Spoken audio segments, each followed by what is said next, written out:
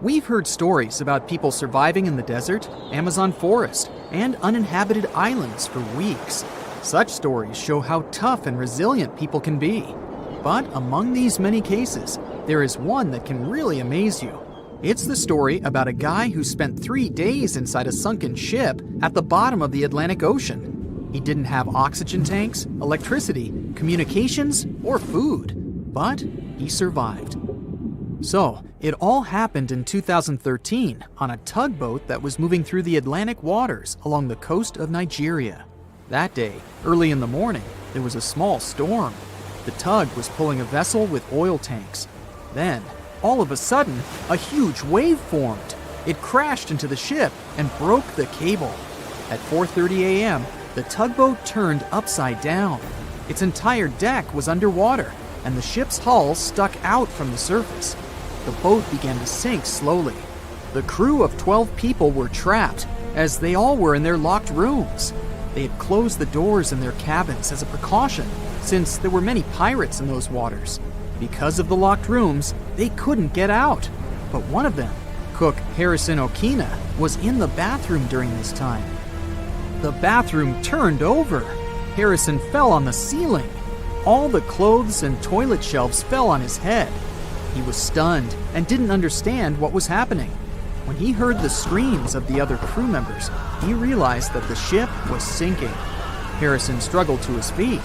Holding on to the walls, he slowly went out of the cabin. The water level rose above his head. Harrison took a deep breath. He intuitively, driven by fear, reached the engineering room. There was a small pocket with air. This space wasn't wholly flooded, since the water didn't get there, and the air hadn't come out. Harrison realized that this was the safest place for him at that moment. He had no fresh water and no food. He was in a cold, damp room. The floor was flooded, and Harrison's feet began to freeze. There was almost no chance of survival. The man found a soda bottle inside the room and a life jacket with 2 flashlights attached to it. By this time, the ship had descended to the bottom of the ocean at a depth of 100 feet. This is about the height of a 10-story building. The ship's hull was squeezed and made a grinding noise due to the pressure of the water. Then, Harrison heard a strange movement outside the door. It was sharks and other fish that were investigating the deck. At this point, Harrison began to lose hope. Lack of food supplies and pressure weren't the main problems. The air pocket was small, which meant there was little oxygen. Every 24 hours, an average person consumes about 350 cubic feet of air, which means Harrison had less than 1 day left to breathe.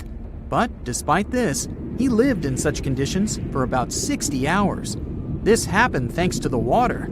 The pressure around the ship was so intense that it compressed the air by about 4 times. Another problem was the cook's breathing. When we inhale, we absorb oxygen. When we exhale, we release carbon dioxide. This substance is dangerous to your health if its concentration in the air is 5%. Harrison slowly filled the room with carbon dioxide, and he couldn't get out.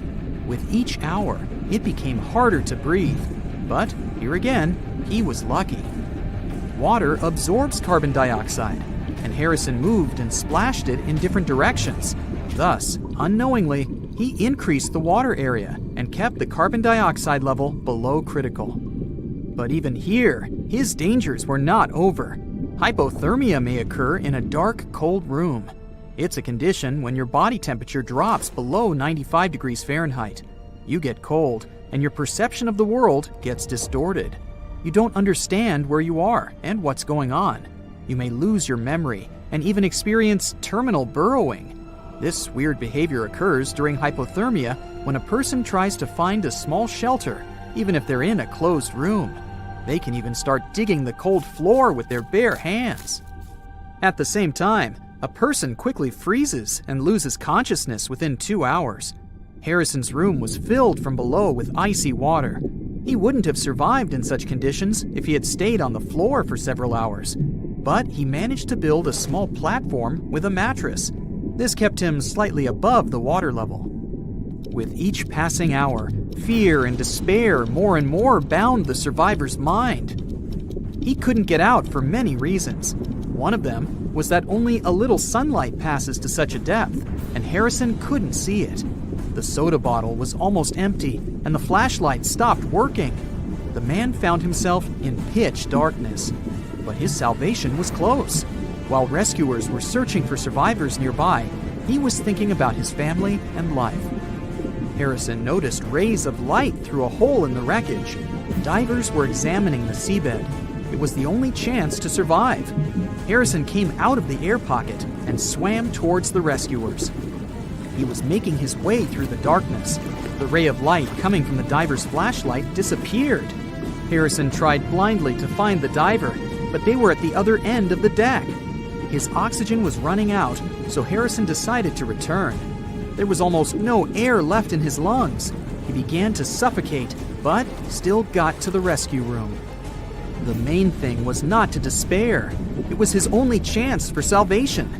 After catching his breath and replenishing the oxygen supply in his lungs, Harrison made a second attempt. He got out of the room and noticed the diver. He swam towards them with all of his might. The lifeguard didn't see Harrison, so the cook knocked on his neck from behind and grabbed his hand tightly. The diver was initially scared, but he realized a living person was in front of him. Harrison swam to his room and led the lifeguard as his oxygen ran out. You can easily find a recording from the diver's camera on the internet, where the frightened Harrison was in his rescue room during a meeting with the diver. The rescuers gave him an oxygen mask. They didn't believe there was a living person in front of them. Harrison couldn't immediately get to the surface because of the pressure. He spent about 60 hours on the seabed, so he needed to change the pressure levels slowly to prevent damage to his health. Therefore, the divers put him in a decompression chamber to gradually reduce the external pressure. Then, when Harrison got out, he saw the stars. The cook thought that he had been at the bottom of the ocean all day, so he was surprised when he found out that he had been underwater for 60 hours. Also, he thought that all the crew members had forgotten about him and left the ship at the beginning. Many years have passed since then, but Harrison still has nightmares about his air room. Sometimes he wakes up in the middle of the night and tells his wife that the bed is sinking and they're now at sea. A similar case occurred in 1991 with scuba diver Michael Proudfoot. He was studying a sunken submarine off the coast of Baja California. During this dive, he accidentally broke his breathing regulator and deprived himself of oxygen reserves. Michael couldn't get to the surface because he was too deep. He wouldn't have had enough air in his lungs. Fortunately, the diver found an air pocket inside the ship. He swam there and waited for rescuers. For 2 days, he was underwater in complete darkness. He ate raw sea urchins and drank a small amount of warm water from a found pot. Fortunately, rescuers found him. Michael Proudfoot got out of the trap and stayed alive. They said it was the most technologically advanced ship. They said it was unsinkable. And when it sank, they made a movie about it. These were the main reasons why the Titanic disaster became world famous. But unfortunately, this is not the only large-scale shipwreck. And sadly, there have been cases much worse than the tragedy of the Titanic. One of them occurred on April 27, 1865. The Sultana steamboat carried passengers and cargo daily between St. Louis and New Orleans. It was a pretty large wooden boat with 3 decks and was 260 feet long and 70 feet wide, almost twice the size of a basketball court. The ship could carry about 350 passengers, but on that unfortunate day, more than 2,000 people were on it. On April 23rd, she was making a routine voyage from New Orleans when it broke down. Something was wrong with the boiler, so the vessel docked in Vicksburg for repairs. At the port, the ship's captain, James Cass Mason, found out about an excellent opportunity to earn a lot of money. All he needed to do was to transfer a large group of former prisoners to the north. The captain agreed to do it, but the problem was that the boiler required a lot of time to repair. Mason was afraid that his competitors would take the job, so he decided to sail despite the malfunction the ship had. He patched up the holes in the boiler instead of a big repair. and invited all the ex-prisoners on board. So, there was a broken boiler, an excess number of passengers, a lack of lifeboats, and not the best river conditions. Also, the captain refused to send the ex-prisoners to the hold, so they were all with ordinary passengers. There were strong chances for a shipwreck, but the greedy desire to earn more money was stronger. The Sultana went on a voyage and sailed up the river for 2 days. At this time, one of the biggest Mississippi floods in history began. The river overflowed its shores because of the flood, with the water level rising several feet. All the trees on the shore disappeared, and only the tops were sticking out of the water. The ship sailed opposite this powerful current, making the boiler work too hard. On the evening of April 26th, the Sultana arrived in Memphis, Tennessee, and they loaded even more, 120 tons of sugar and 200 passengers. She got incredibly heavy. Around midnight, the ship continued its dangerous journey. The captain sailed to barges to load a shipment of coal. At 1 a.m., the vessel left the barge. At 2 a.m., the broken boiler, unable to withstand the load, suddenly exploded. The Sultana was just 7 miles north of Memphis. Few people survived that day. The problem was that passengers trying to escape from the fire jumped into a cold river with a strong current. The Sultana disaster is considered the most tragic shipwreck in the history of the United States. The exact number of those who didn't survive is still unknown. According to various sources, this number was from 961 to 1,800 people. Don't be surprised that almost no one knows this story. There were many more survivors in the Titanic tragedy, and everybody heard about it. But the Sultana sank during one high-profile event.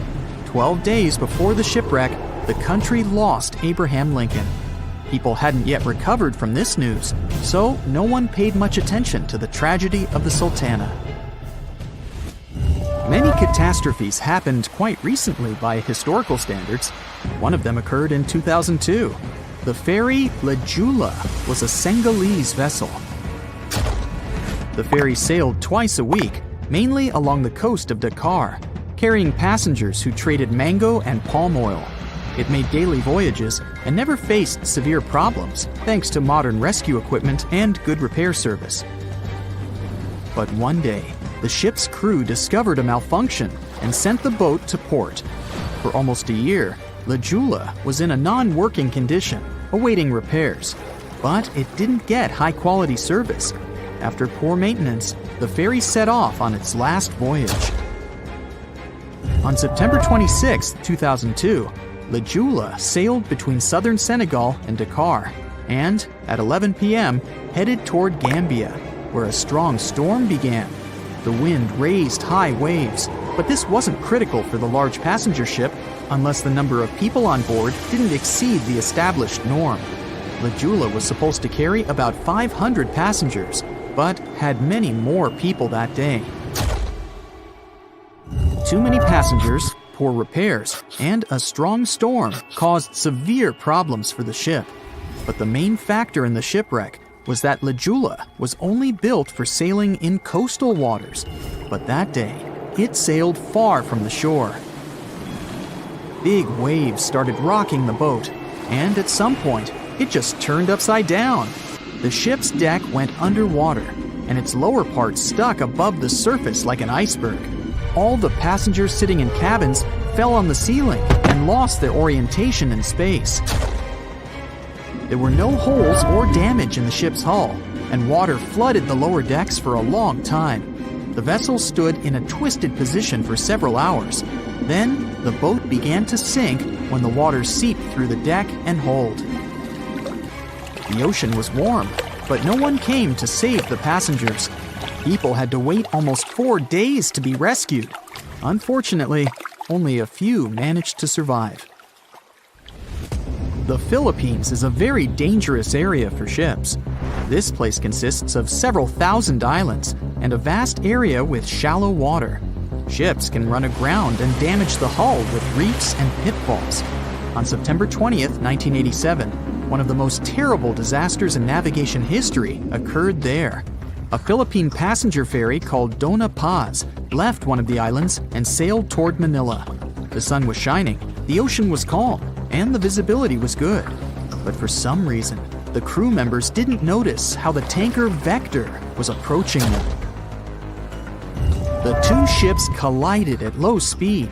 The collision wasn't strong, but the problem was that the Vector had tons of oil on board, and the Dona Paz crashed into the cargo hold where that oil was stored.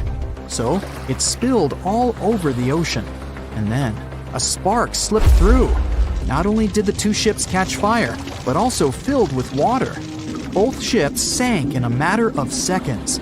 Only a few dozen people survived that disaster. On September 27, 1854, the passenger ship Arctic sailed from Liverpool to New York. The fog came rolling down, and visibility got really bad. Another boat appeared out of the thick white haze, the French steamer Vesta. The ships were close enough to each other that a collision was inevitable. The French vessel was smaller, so it seemed to the Arctic's captain that Vesta had received a lot of damage. And while he was staring at the other ship, his boat got quickly filled with water. The captain gave the order to sail to the shore as fast as possible, but the ship's engines stopped working because of the flood. Then the ship's crew started to lower lifeboats with women and kids. Still, when rescuers found lifeboats with people, it turned out that only 87 out of 400 people survived, 65 crew members and 22 passengers. Surprisingly, there were only grown men among them. The ship's captain survived by clinging to the wreckage. All newspapers wrote about this story as one of the most terrible and shameful tragedies in navigation history. The survivors were criticized because they didn't save women and kids, and the crew members were accused of violating the law, since the safety of passengers should be higher than the safety of sailors. But despite this, none of them were brought to responsibility. Unfortunately, shipwrecks still occur to this day, but fortunately, there are fewer of them than before, thanks to modern navigation systems and radar. But no technology can guarantee there won't be a super strong storm or any other emergency that no one can foresee.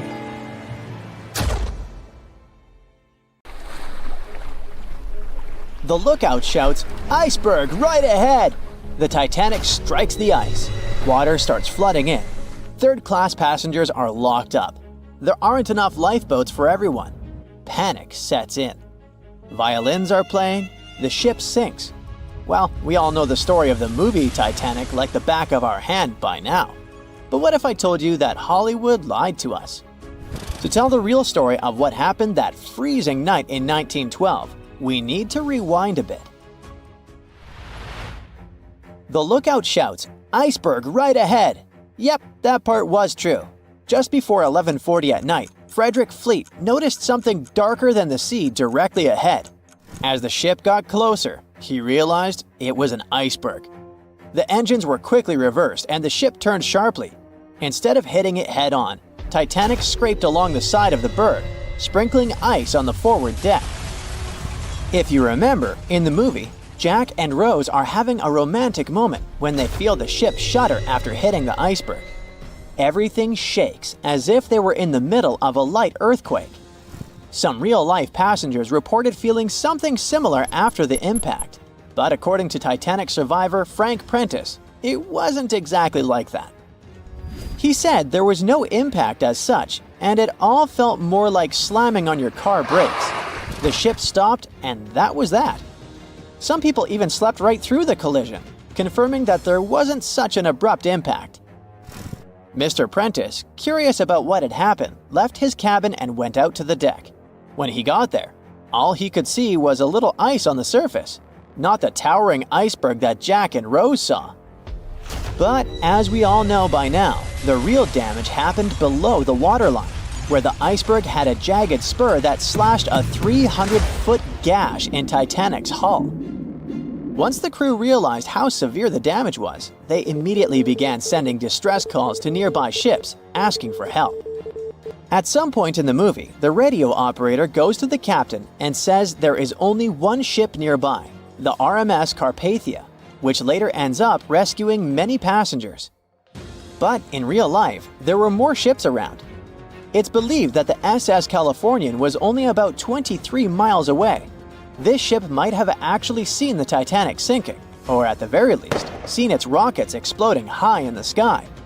Yet, for reasons we will never fully understand, they didn't try to help. Let's get back to the story. Now, people need to get off the ship. At 12:45, lifeboat number 7 was the first to be lowered. Just like in the movie, women and children were told to go first. But in reality, some women were hesitant and even refused to get into the lifeboats. Mr. Prentice said this happened mainly for 2 reasons. First, these lifeboats were high and passengers were terrified of the 70-foot drop from the deck to the ocean below.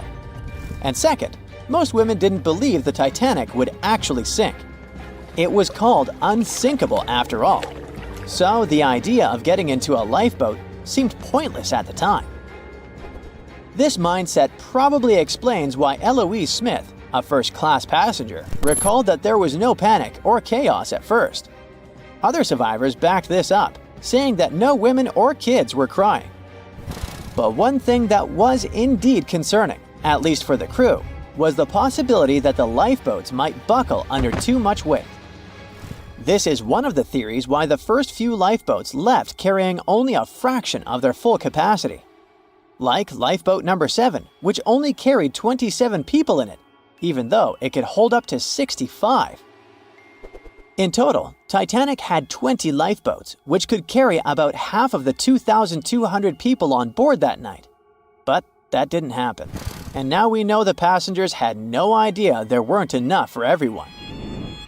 As women were calmly getting into the first lifeboats, musicians headed up to the deck. Their only goal was to play and keep the passengers calm. That's a pretty well-known fact. But the real story is that some survivors said they never saw or heard the band. No violinists whatsoever. It's not like Hollywood misled you though.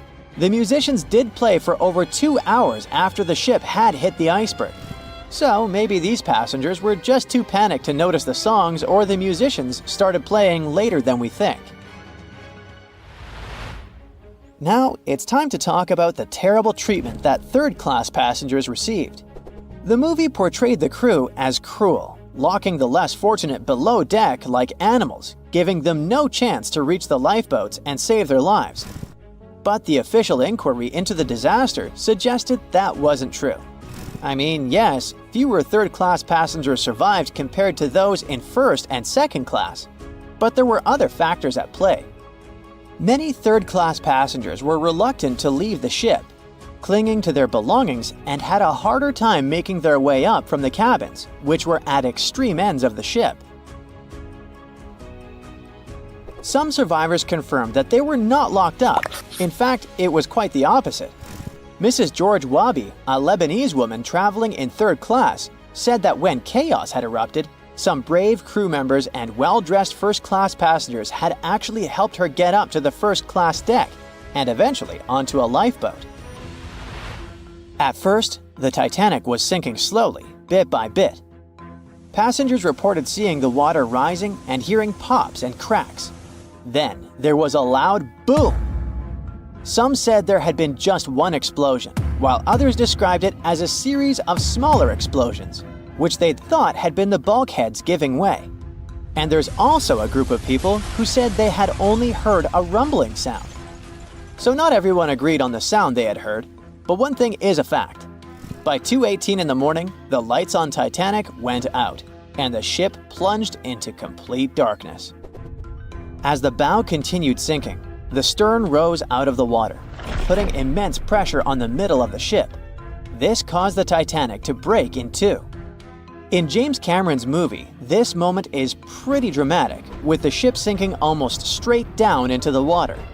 But in reality, the break probably happened at a much lower angle, likely just below the waterline. Even so, it tilted enough that people couldn't stay on their feet and started sliding into the water. One interesting thing is that it wasn't until the wreckage was found in 1985 that it was finally confirmed the Titanic had broken apart. Up until then, survivors had given conflicting stories. At least 8 survivors claimed they had seen the ship split. Emily Ryerson, a first-class passenger, described it as if the Titanic had been sliced in half with a knife. But there was also a small number of witnesses that insisted Titanic had gone down intact. At the time, this theory was more accepted because most people still didn't believe that the supposedly indestructible ship could break in half. So why the conflicting reports? Okay, so what you don't see in the movies, for obvious reasons, is how incredibly dark it was when the tragedy happened. It was like being in a room with no light, where you can only make out shapes and shadows. That's what it was like on the lifeboats. This means passengers couldn't really see what was happening, and most of those who were close to the ship either lost their lives or were too focused on trying to survive to pay attention to the details of the wreck. Although James Cameron's film didn't fully capture how terrifyingly dark the disaster truly was, the 2012 TV series Titanic did a better job of showing the pitch-black horror of that night. Even then, the reality was much darker and more terrifying than either of these two productions could portray. Meet Arthur John Priest. No, he isn't famous for being a painter or for discovering some long-lost treasure. He didn't invent some cool gadget or break any world records. No, Arthur John Priest is famous simply for being unsinkable. Proving one can be both lucky and unlucky at the same time, Priest was involved in and survived several mishaps at sea, including the fateful maiden voyage of the Titanic. Priest was not a rich man interested in sailing for pleasure. He was part of the working class, employed as a stoker or fireman, stuck for hours within the hot bowels of large steam-powered vessels. His job was dirty and difficult. He was responsible for keeping the furnaces lit, feeding them coal to ensure enough steam was produced for the engines to work. He had to be careful about not overheating the system or setting fire to the whole ship. The furnaces had to be carefully watched and constantly fed. He breathed it all in a while, working and fighting with the sweat and the dirt. He would often work shirtless because of the heat and was always covered in black coal dust. And when he finally had a break, his shared living quarters were nearby in the same part of the ship. He must have been good at his job though, because he had no trouble finding work. But wherever he went, bad luck seemed to follow. The first incident was a mild one. As a young man, Priest worked on the RMS Asturias. The passenger liner first set sail in 1907, traveling between Southampton in the UK to Buenos Aires in Argentina. At some point during its maiden voyage, the ship suffered a small collision. The damage was bad enough that the ship returned for repairs. Thankfully, there were no reports of any serious injuries. Priest, unfazed, simply went to work on another ship, but his bad luck lingered on the Asturias. In 1914, the Asturias became a hospital ship, helping care for sick men and women around Europe while bringing them home to England.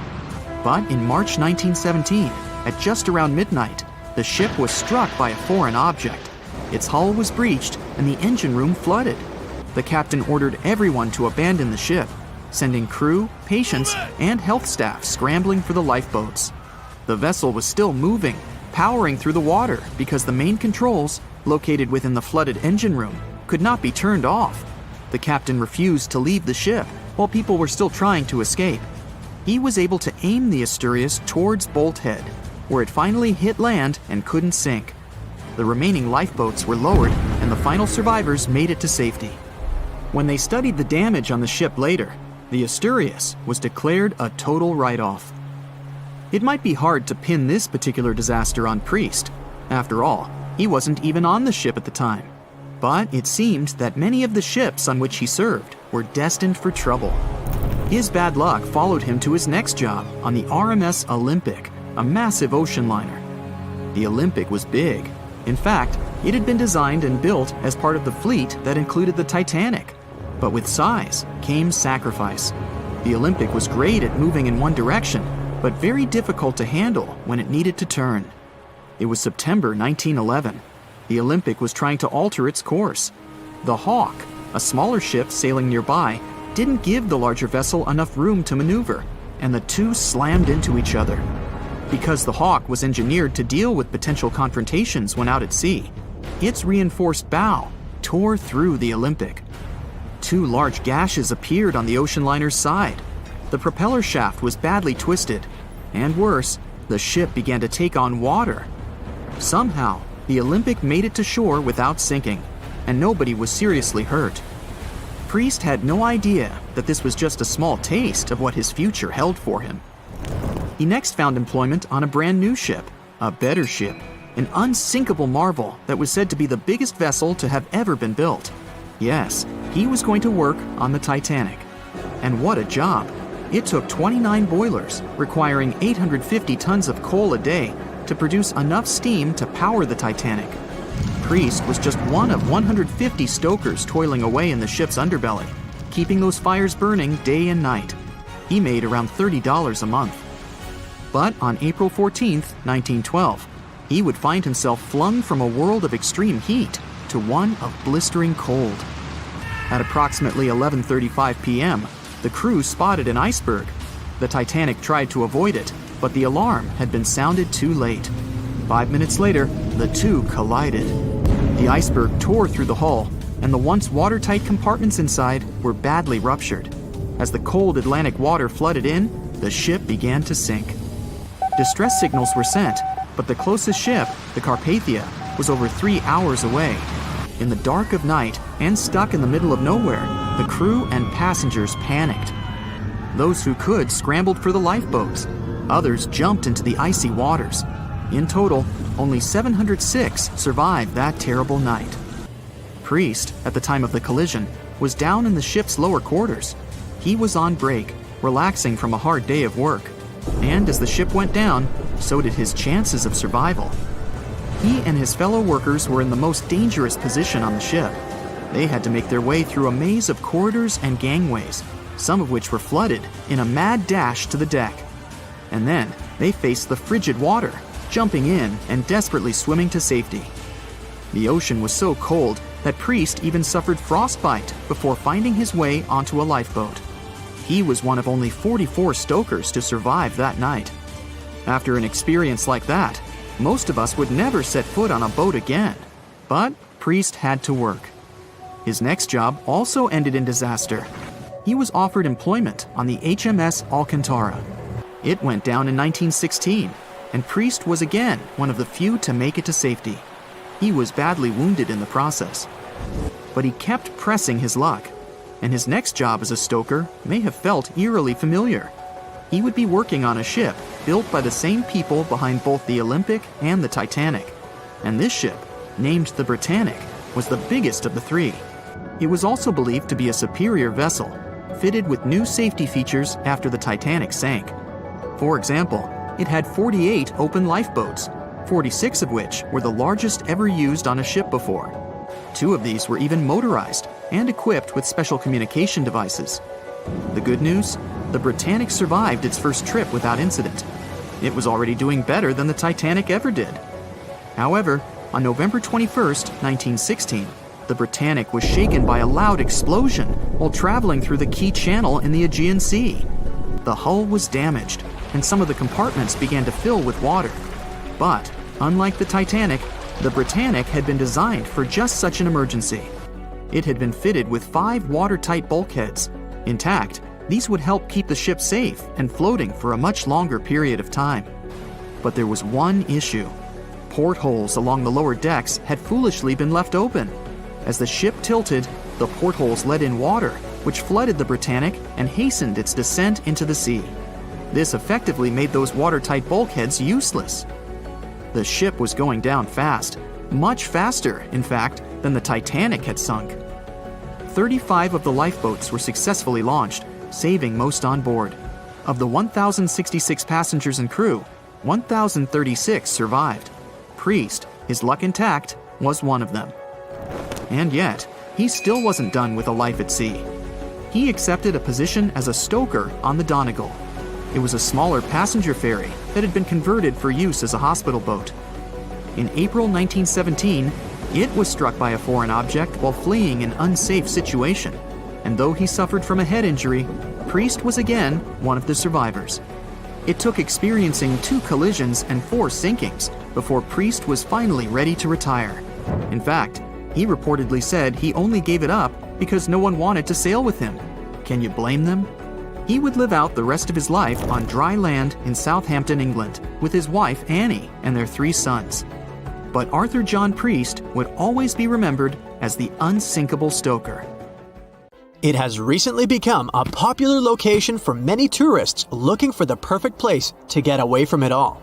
If you're lucky enough to catch a sunny day here, it's like no other, I can assure you. Chances are, you'll end up having loads of foggy days, but let's be honest, they have a special allure of their own. This enchanting smile-shaped island is called Sable Island.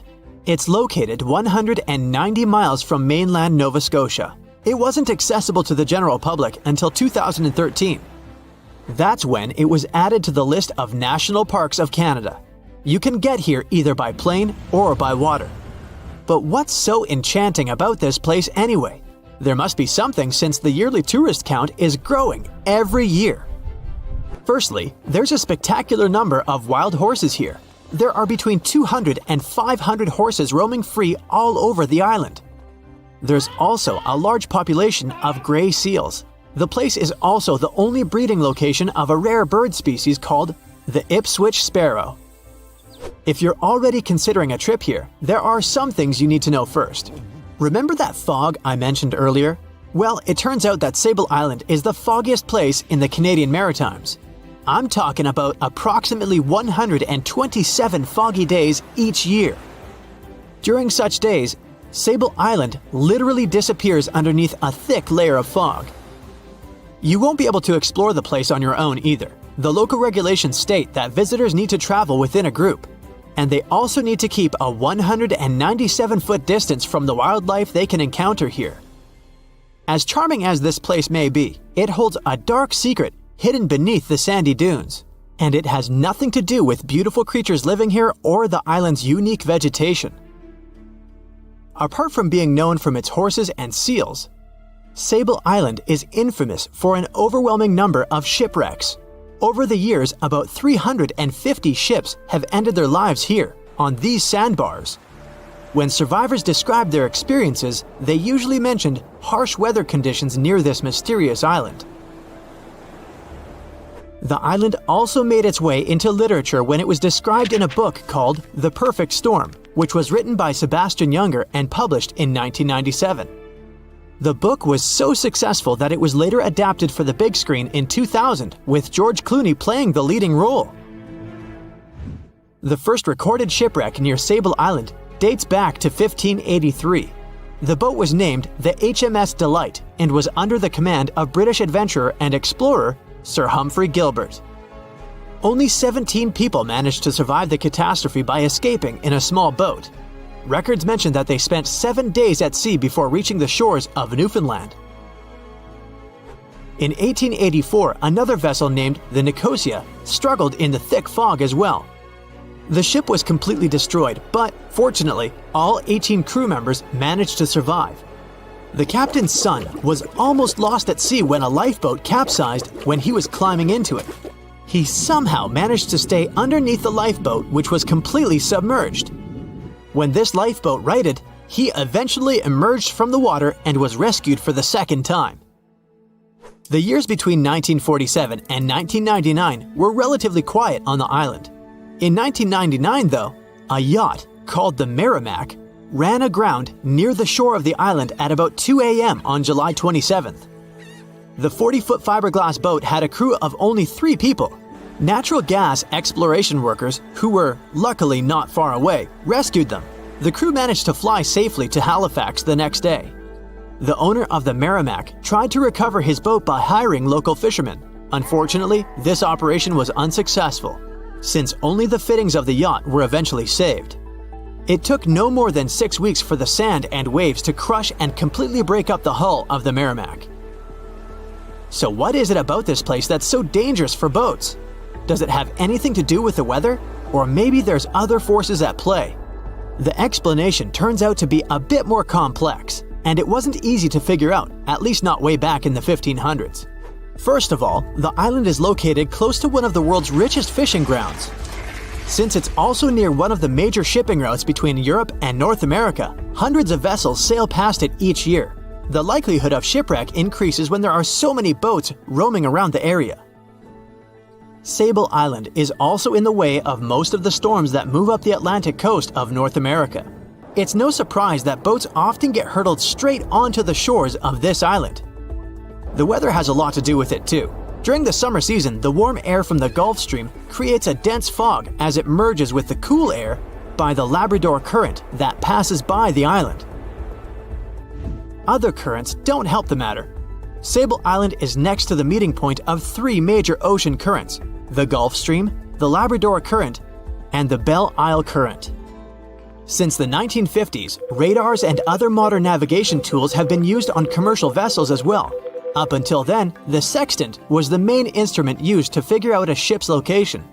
It doesn't mean that sextants weren't accurate, but this instrument couldn't work properly without a clear view of the sun or stars, which means it didn't help much in dense fog, such as the one surrounding Sable Island, or when it was cloudy. Often during bad weather, the captain of a ship navigated, relying on their experiences and intuition based on the ship's speed and direction. That's why most of the survivors in shipwrecks near Sable Island said that the captain had simply miscalculated the ship's position, crashing into Sable Island by accident. This dusty, sandy land is as unfriendly to ships as it is to trees. There's reportedly a single tree on the whole island, and it looks a lot more like a bush. It's actually a pine tree. And since the famous island horses don't see it as much of a food source, it somehow managed to survive. Reports say that the tree was planted back in the 1950s. Local authorities were trying to grow a forest on the island to make it a bit more welcoming. They've planted tens of thousands of trees over the years, more than 69,000 evergreens, 600 fruit trees, and about 55 pounds of pine seeds, along with other plants which could survive the conditions on the island. But they were no match for the extreme weather and sandy soil. Out of all those plants, just one pine tree is still alive. Thanks to its resistance, it has even become a symbol of Sable Island. Interestingly, for around 40 years, the island also had just one inhabitant. Can you imagine that? One person living on a remote island for so many decades? It's the story of a woman called Zoe Lucas. She chose to surround herself with the only residents on the island: the horses, the gray seals, and the many species of birds. An esteemed naturalist, she mentioned in an interview she gave back in 2017 that she was used to living on the island and that she never got lonely. To survive here, she had to put together an essentials kit. It included a notebook to take notes and a pair of binoculars to study the wildlife. You can safely assume she wasn't scared of the intimidating surroundings, since she decided to eventually call this place home.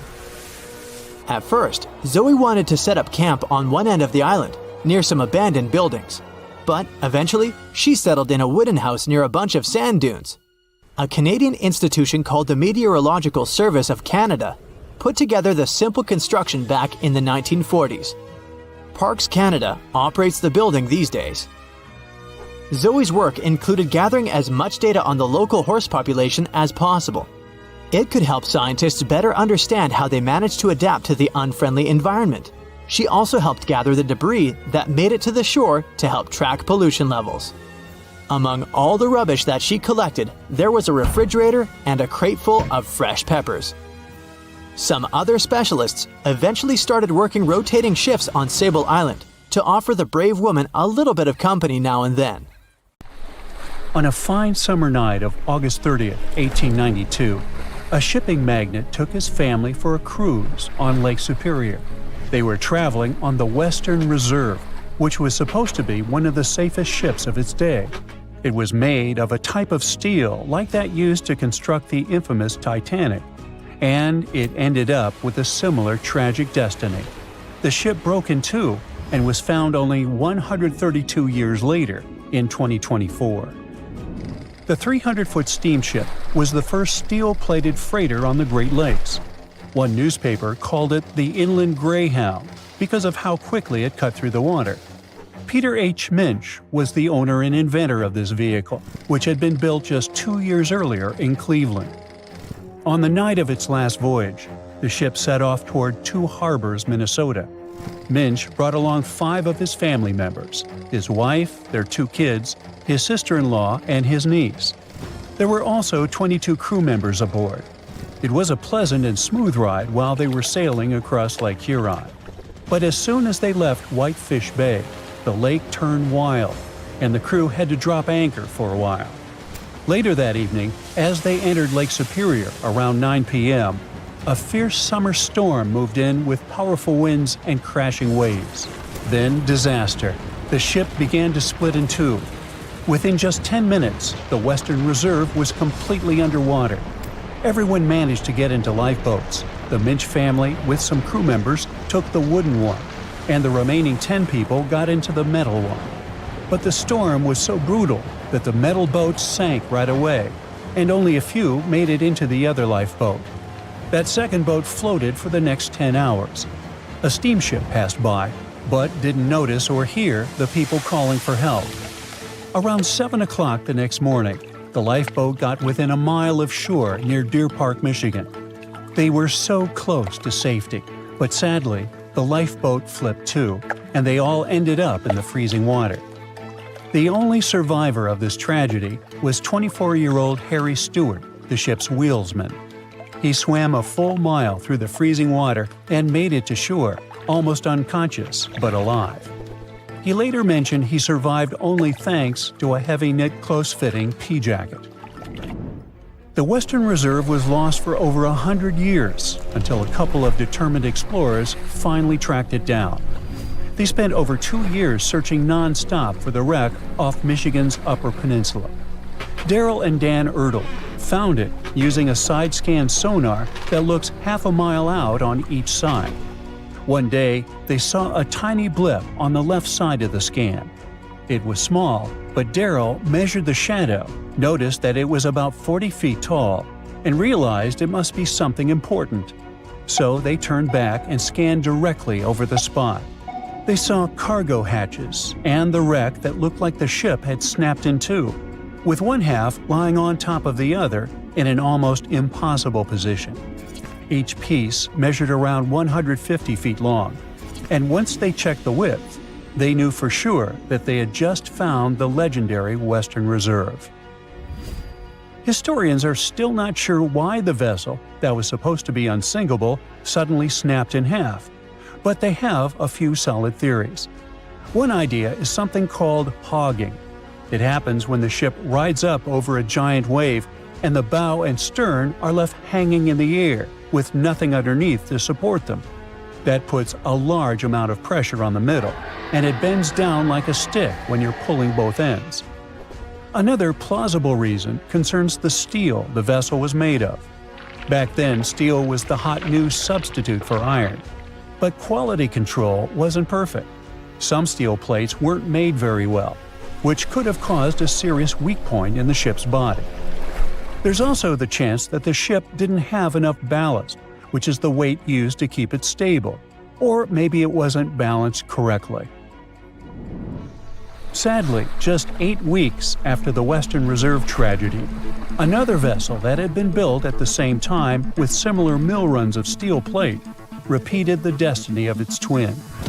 The W.H. Gilcher was a steam freighter used to transport cargo between ports on the Great Lakes. It set out on what was supposed to be a routine trip on October 26, 1892. Loaded with over 3,000 tons of coal, the ship left Buffalo heading for Milwaukee. Captain Leeds H. Weeks and a crew of 18 were on board. Everything seemed normal at first, and by the afternoon of October 28th, the ship passed through the Straits of Mackinac and entered Lake Michigan. It was expected to reach Milwaukee by the 30th, but it never made it. A massive storm slammed into Lake Michigan and Lake Huron on October 28th and 29th, and created havoc on travel plans for many, many ships. When the storm finally passed and boats started pulling into port, people began to piece together what happened to the W.H. Gilcher. One captain who was sailing nearby on his schooner said he saw a large steamer battling the storm about 20 miles northwest of North Manitou Island around 8 p.m. on the 28th. The ship looked helpless, and there was no movement or sign of life. Another captain later saw furniture and parts of the ship's bridge floating in the lake near South Manitou Island. Then 2 more steamers picked up broken pieces of W.H. Gilcher's pilot house in the same area. It became clear that the storm had destroyed the freighter, and tragically, no one survived. The Great Lakes are a hot spot for shipwrecks, and there have been between 6,000 to 10,000 of those starting in the 17th century. Back in 1679, the Griffon became the first European vessel to vanish without a trace on the lakes. It sailed all the way from Buffalo, New York, to Green Bay, Wisconsin, passing through Lake Erie, the Detroit River, Lake St. Clair, and Lake Huron before reaching Lake Michigan. After a stop in Green Bay, it started heading back, and then it was never seen again. In 1975, one of the most famous shipwrecks happened when the massive 729-foot ore carrier SS Edmund Fitzgerald sank in Lake Superior. A fall storm was supposed to stay far south of their route, but things changed fast. Another freighter, the Arthur M. Anderson, was following behind and kept in radio contact with the Fitz's captain, Ernest McSorley. By the afternoon of November 10th, waves were smashing over the deck, and wind gusts at over 80 miles per hour were hitting both ships hard. By 7:20 p.m., the Anderson couldn't reach the Fitzgerald by radio anymore, and it had vanished from radar. There was no distress call, no warning. The huge ship had just disappeared. Later, search crews found the wreck over 530 feet under the surface, broken into 2 giant pieces. No one of the 29 crew members survived, and no one witnessed what really happened. There could be all sorts of reasons for such tragedies, from errors in judgment and equipment failure to simply being in the wrong place at the wrong time. The Great Lakes are massive bodies of water with weather systems that you would expect to find in seas. These inland seas sit deep in the middle of the continent, and hurricane-strength winds and powerful storms form here. Many of them hit in November and December, when the waters are still warm from the summer, but Canadian cold air is starting to push down. There's a huge difference in temperature between the air and water. This difference and strong winds lead to massive waves. Plus, ice forms more easily in fresh water than in salt water. It builds up on ships quickly, and crew members also have to get around tricky ice waters. Water levels here are also unstable. In wet years, storms are more likely to happen, and this makes the risk of damage or disaster higher. 360 years ago, a massive British ship, the London, blew up in the Thames estuary. The tragedy took over 300 lives, including the sailors and their loved ones. No one knows exactly what led to all this, but scientists are finally getting close to the truth. Divers accidentally found an exceptionally well-preserved bronze cannon from the ship. This cannon, that was buried in silt and clay for centuries, could have all the answers. The London was a service ship built for the Navy of the Commonwealth of England. It set off on its first journey in June 1656. The ship played a huge role in British history as it was part of a convoy that went to the Netherlands in 1660 to collect Charles II and restore him to the throne. 5 years later, in March 1665, it was traveling from Chatham to Hope. From there, the Admiral Sir John Lawson was supposed to take it to the sea. But just before reaching the buoy of the Knower, the gunpowder suddenly blew up on the ship. About 25 people who were in the roundhouse and coach survived, but over 300 drowned. The ship broke into 2 pieces. Henry Bennett, the Earl of Arlington, passed along rumors that it all happened because of cheap, low-quality gunpowder that was on the ship. When experts of that time inspected the shipwreck, they concluded that the cannons could still be salvaged, but the ship itself was a total loss. Later, when someone recovered some of them, in 1679, there was a scandal where they tried to use them to settle a completely unrelated debt. In 2005, divers rediscovered the London. To protect it, port authorities even had to move the shipping lane, and a team of archaeologists got to work exploring it. That wreck is a big deal because it gives us real insights into English naval history. Visibility in the Thames estuary can be terrible. Sometimes you can't even see a foot and a half in front of you. Working on the site is also super tough because it's in a crazy tidal environment, and a busy shipping lane, where huge cargo ships constantly pass by, is still near. So when a cannon suddenly appeared, stuck deep in the clay, it meant the conditions had to be absolutely perfect. Experts believe the find is from the Commonwealth era, and it's medium size, about 8 feet 6 inches long. It was part of a special set made specifically for the London and was placed on the ship's lower deck. Every single gun carriage on the London was one of a kind because all of its cannons came from different countries and different periods in naval history. Big cannons were really rare and crazy expensive to make since they needed tons of bronze or iron and had to be individually cast. That's why the Navy often grabbed cannons from captured rival ships, old shipwrecks, or decommissioned vessels. The new find is one of the clues that could eventually help scientists to solve the mystery of the London tragedy. So far, they've also found leather shoes, pieces of instruments, wooden tools, rope, and a compass. All these artifacts are like puzzle pieces to them. They still don't have enough evidence to be sure, but it looks like both the pipe and candles could have been sources of flames that set off a larger bang. Some workers made another amazing find at a flooded quarry in nearby southeast England, about 60 miles southeast of London.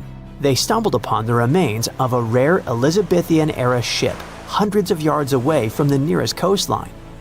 Finding a ship from the late 1500s is a huge deal, because very few vessels from that time have survived. Studying it could help scientists answer some big questions about an important era in history, when England was becoming a major player in European trade. Today, the quarry site is about 1,000 feet from the sea, but back in the 1500s, it was actually part of the coastline. Archaeologists think the ship either wrecked on a rocky headland or someone dumped it there when it was too damaged to sail anymore. Scientists haven't identified it yet, but they studied over 100 pieces of its wooden hull, reading the tree rings, and found that it was built from English oak trees cut down between 1558 and 1580. At that time, Northern Europe was switching from the old clinker method where the planks overlapped like fish scales to the carvel style from the Mediterranean, where the planks are smooth and flush against each other, nailed to an internal frame. Old wood usually rots away pretty fast when it's exposed to air or water. But if it's buried under a thick, oxygen-free layer of mud or silt, it can survive for centuries. That's exactly what happened here. The team is using laser scanning and digital photography to document everything about the wreck. Once they finish their research, they plan to rebury the timbers under the silt in the quarry lake, so the ship can stay there safe for many more centuries to come. A team of archaeologists in Norway found a ship in an even more unexpected location, in a flat field. There's a hill nearby called Gel Mount. It's actually a huge burial monument that the Vikings themselves had built. The farmer who owns the field wanted to dig some drainage ditches, but first, he needed experts to check for anything important underground. Archaeologists used a high-resolution georadar attached to a tractor-like vehicle. When they scanned the field, they discovered that it used to be packed with burial mounds, at least 8 new ones nobody had ever found before. And beneath one of the mounds, the radar picked up the outline of a ship. Back in Viking times, ships were super valuable, so they only buried them with really important people. Scientists have only found 3 boat burials in all of Norway before, and this is the first new one in years. The team believes this ship is from Viking times, probably between the years 500 and 1000 CE. Because the burial mound above it got flat over time, the ship is now only about 1.6 feet below the ground. That's super close to the surface. It's around 66 feet long, and the radar showed that parts like the keel and the floorboards are still preserved. The archaeologists plan to explore more using non-invasive tools so they don't wreck anything by accident. If they need to, they'll start an excavation. Far away from Norway in the Namibian desert, a miner looking for gems accidentally found a legendary shipwreck almost 500 years old. The workers called in an archaeologist to check it out, and they thought it must have been the remains of a Portuguese trading ship, the Bom Jesus, that had mysteriously vanished in the 1500s. The Bom Jesus had left Lisbon loaded with treasures, aiming for India. But somewhere along the southern tip of Africa, a brutal storm slammed it into the Namibian coast. The ship smashed into rocks, broke apart, and disappeared under the waves. When archaeologists explored the wreck, they found parts of the ship scattered across the shore and buried under thick sand, which actually saved the remains from rotting away. They even discovered treasure, over 40 tons of cargo that had spilled out of the captain's chest underwater when the hull broke. There were cannons, swords, fabrics, tools sailors used to navigate by the stars, and most impressive of all, 1,845 copper ingots, solid pieces of metal weighing 16 to 17 tons in total. Scientists could even read the old trademarks stamped on them, revealing they were made by a mega-rich German trading company. And then there was the real jackpot. More than 2,000 gold and silver coins from all over the world, Portugal, Venice, France, and the Moorish states, plus 105 giant elephant tusks weighing about 2 tons. The tusks were likely on their way to become luxury goods like jewelry and fine carvings. DNA tests later showed the ivory came from West African forest and savanna elephants. They didn't find many bones though, which means the crew either managed to escape or were lost forever at sea. In some regions of the Pacific Ocean, ships sink very easily, which is why it is feared by many sailors. Although there are many routes in that area, there are some that few dare to risk because crossing them can mean facing extremely dangerous forces of nature. If you need to travel from Asia to America by ship, the most obvious route would be the shortest and quickest. That is, a nearly straight line under the North Pacific Ocean. But instead, it might be better to avoid crossing this place and opt for longer and more expensive but much safer routes. There is not one, but several reasons. The Pacific is home to some of the most dangerous waters in the world. When we open a world map, we usually see that the Pacific Ocean is kinda divided, which prevents us from realizing how big it is. But in reality, this giant covers almost a third of Earth's surface. It's about 10 times larger than the smallest ocean in the world, the Arctic Ocean. In other words, when crossing it, the chances of being cut off from any landmass are very high. And in cases of emergencies, mechanical failures, or even storms, help might take days or even weeks to arrive. This significantly increases the risk of serious accidents, the possibility of cargo loss, and, in more serious cases, something even worse. Now think about it. A ship journey from Santos, Brazil to Cape Town, South Africa covers a little more than 3,400 miles. To get from Callao, Peru to Shanghai, China, you need to travel around 10,000 miles. Another major problem that prevents sailors from crossing the Pacific is storm systems, whose name already indicates what they contain: unpredictable and therefore dangerous storms. In addition, near the equator, there is a chain of winds called trade winds that directly influence the climate in the tropical region and occasionally cause rain. Trade winds are strong and constant winds that act like a whirlwind that rotates without stopping.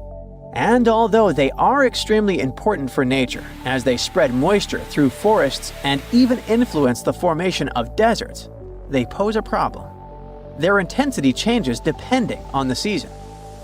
In winter, for example, they can be much stronger. And since these winds are responsible for moving the ocean waters, they also create strong sea currents that could make the journey much more dangerous. In 2015, researchers came across a series of extremely strong winter trade winds that caused a surge of short but intense waves in the Pacific Ocean. They observed that those waves began to hit the ship with constant force, as if they were repeatedly punching it. As a result, the hull structure was completely twisted and deformed. And in the end, they confirmed what they had already known. Those waves, caused by winter trade winds, could be a real threat to vessels. And by the way, do you remember that help in the middle of the Pacific can take a considerable amount of time to arrive? So, now there is much more than one reason behind the hostility of the winds. Such a large ocean doesn't have many geographical barriers, such as mountains or large islands. It means that there are no land structures around it that could hold back or slow down the winds and currents.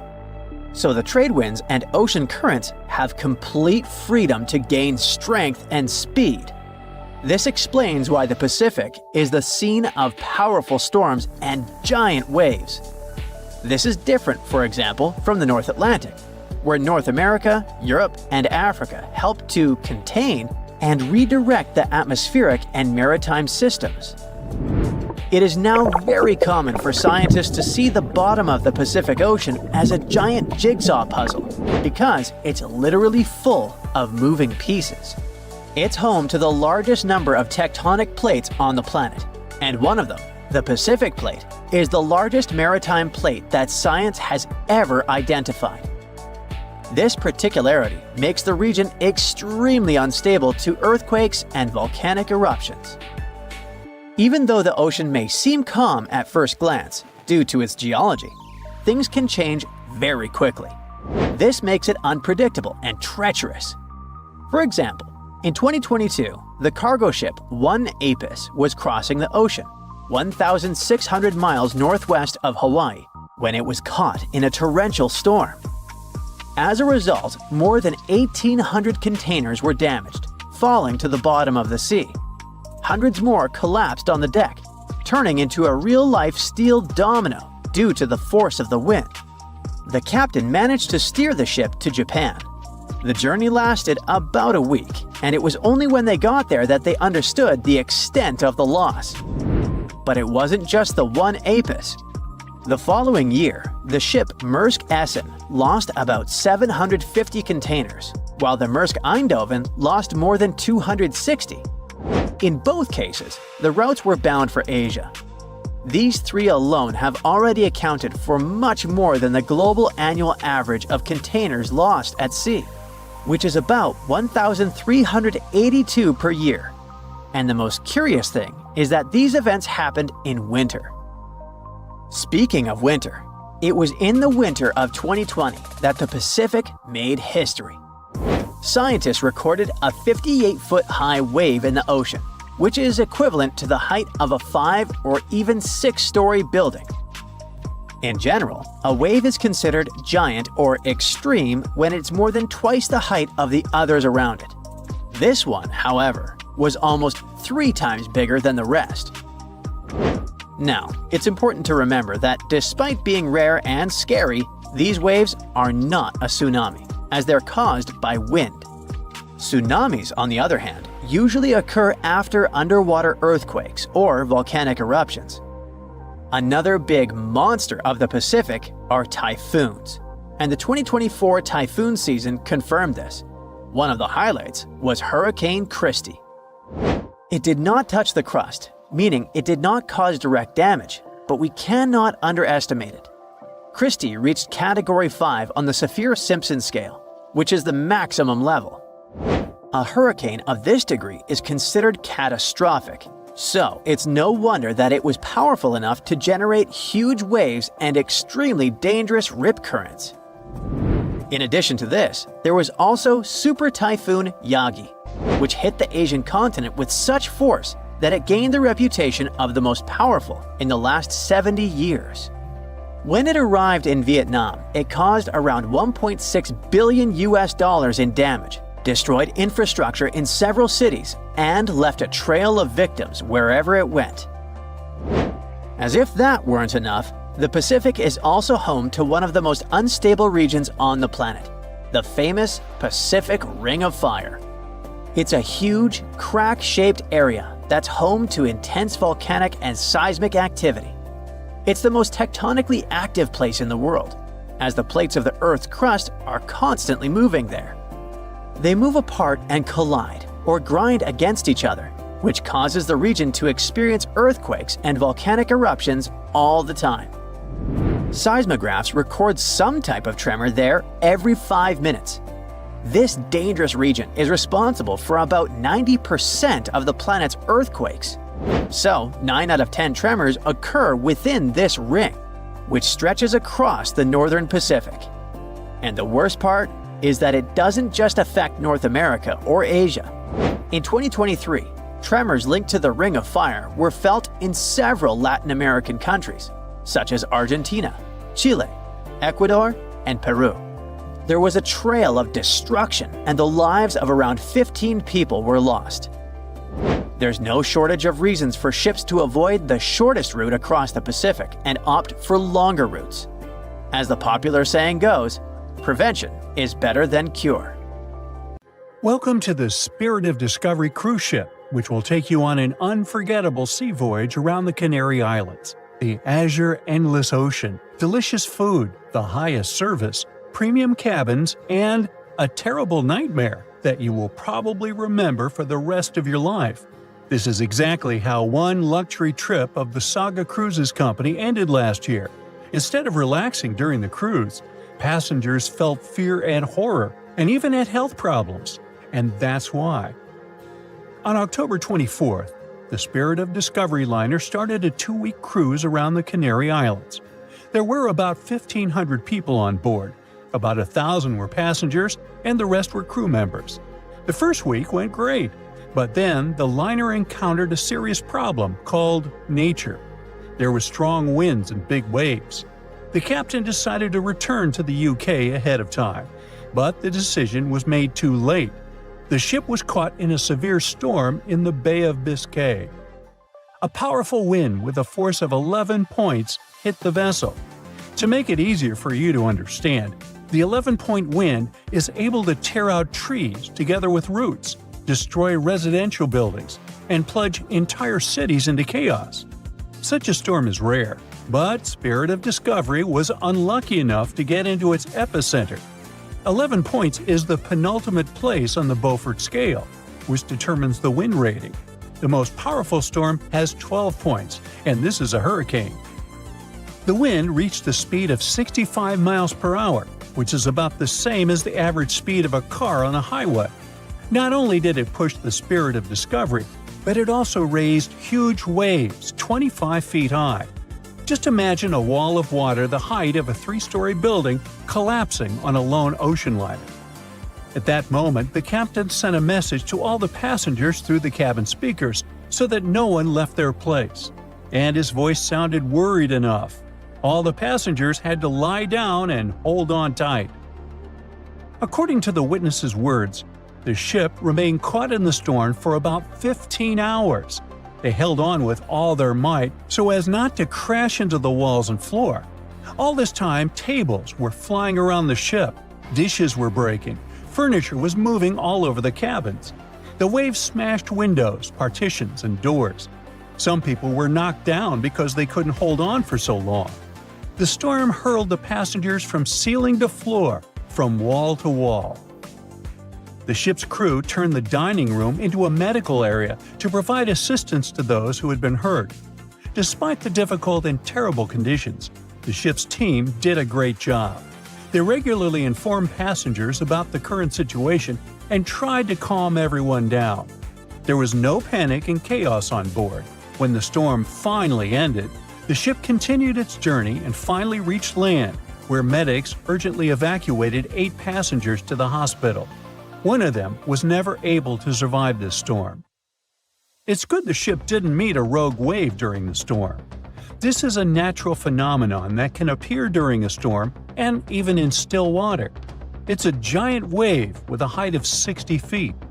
Like a 6-story house, it collapses onto a ship with incredible speed and capsizes it. And then the wave suddenly disappears. This is no joke. A similar wave has been recorded in the Gulf Stream off of Charleston, South Carolina. It's scary to get in its way. Now, let's go back to the past to remember one of the most terrible maritime tragedies. No, we're not talking about the Titanic. We'll talk about the Greek liner Laconia, which set sail from the English port of Southampton on December 19, 1963, with more than 600 people on board.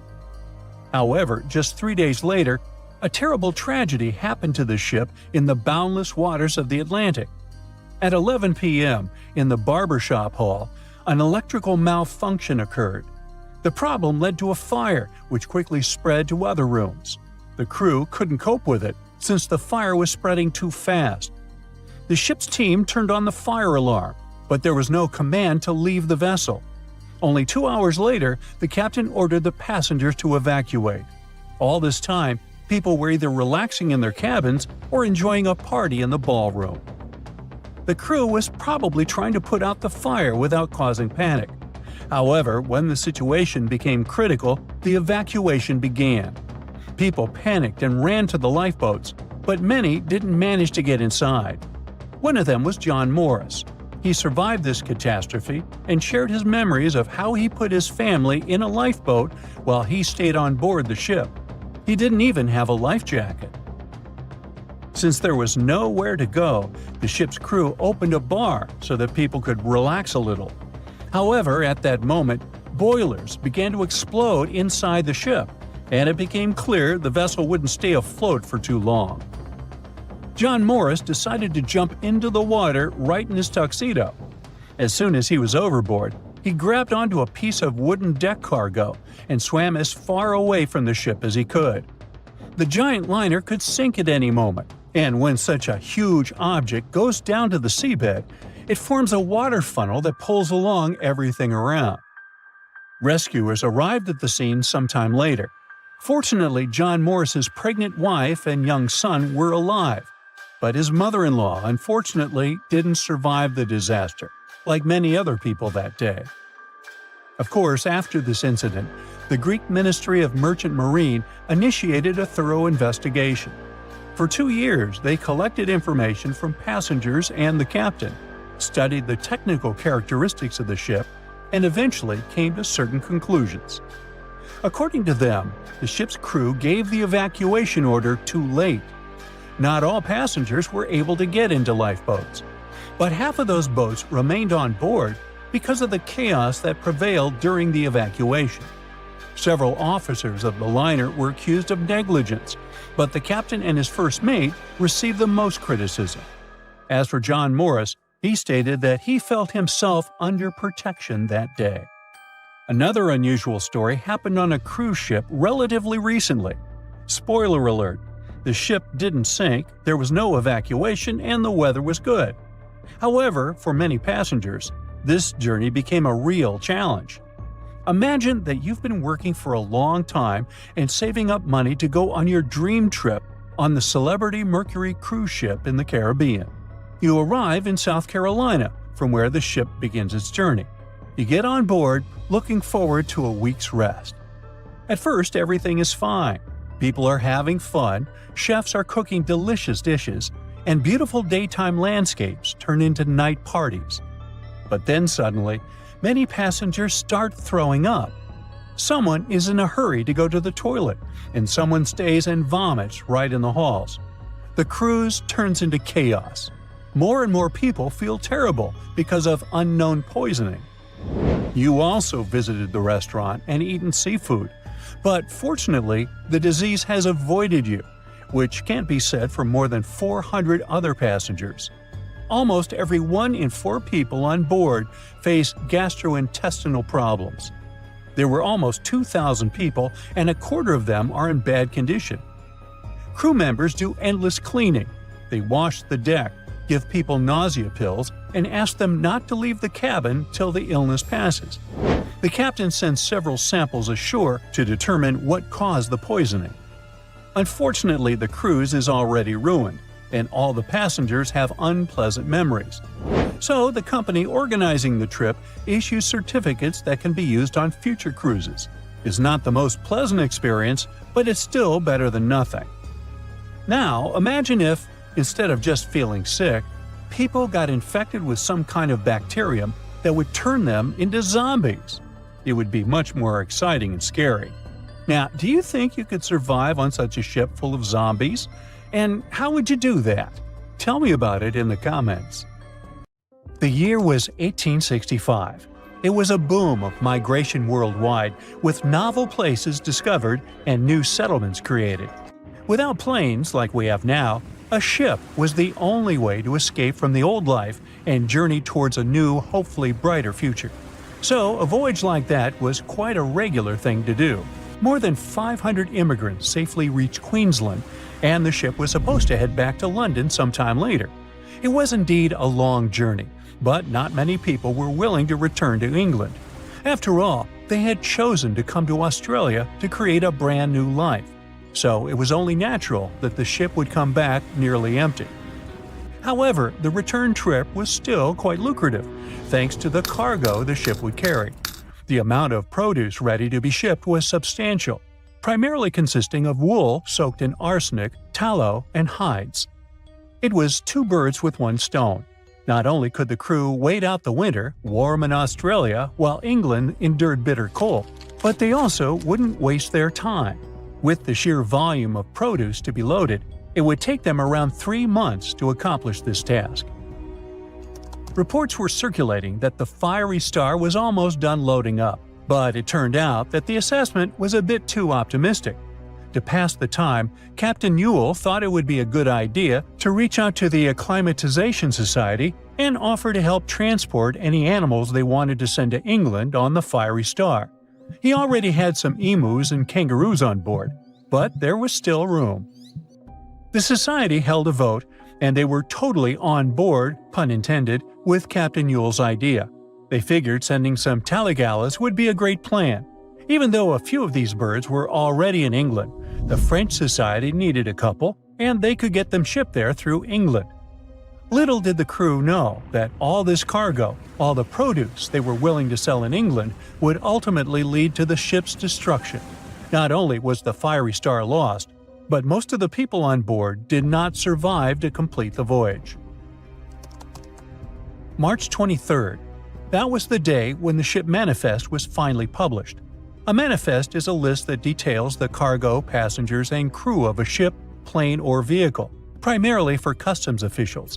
This document helps those involved in the transport verify that everyone and everything that was loaded is still on board when the vehicle reaches its destination.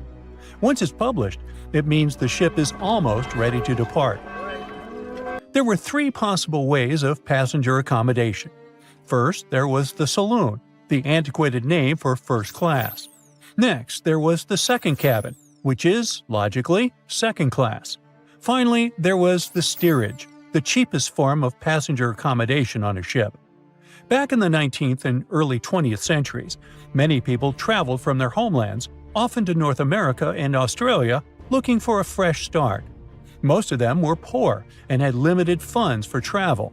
In total, there were 8 people in the saloon, another 8 in the second cabin, and only 21 steerage passengers. Out of the 37 passengers, only one, John Ormond, would make it out alive.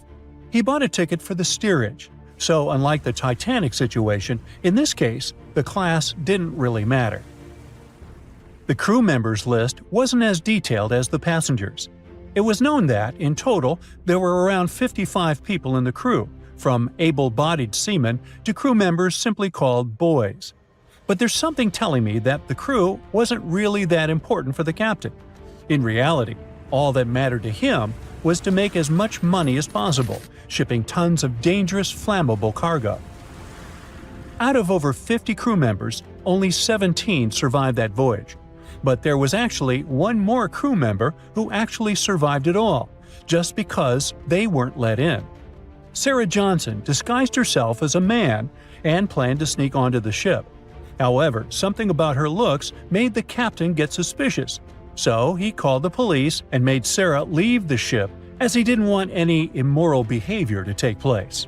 Well, he saved her life. For him, it was the last voyage. The captain, W. Hunter Ewell, was quite a celebrity apparently. He already had a record of the safe landing of immigrants in the previous year, so there seemingly was no reason to worry. The trip promised to be safe. clipper Fiery Star left Moreton Bay bound for London. The passengers took their places. The cargo had already been loaded. The full list is astonishing. In addition to all the wool, tallow, cotton, hides, and horns, there were also 6 cases of arrowroot and various other packages. And we can't forget the animals the captain took aboard too. The Fiery Star was far away, yet still observable to the east as it headed toward the Pacific Ocean. This was the last information available until May 26, when news of its destruction emerged from Brisbane. Chief Officer William Sargent's log reveals that the Fiery Star took 12 days to reach the southern tip of New Zealand, passing on April 11, 1865. The trip was going well until heavy seas ruined 2 longboats on April 17th.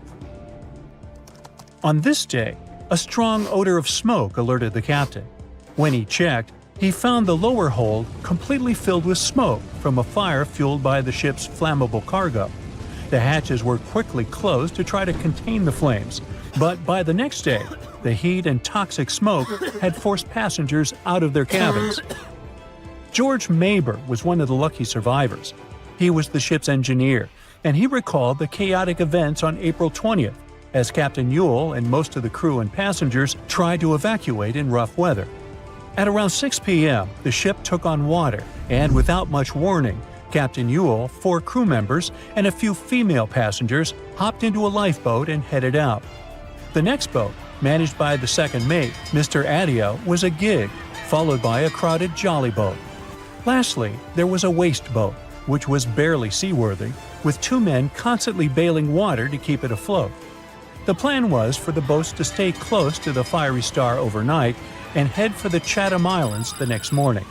But by dawn on April 21st, all 4 boats had vanished without a trace.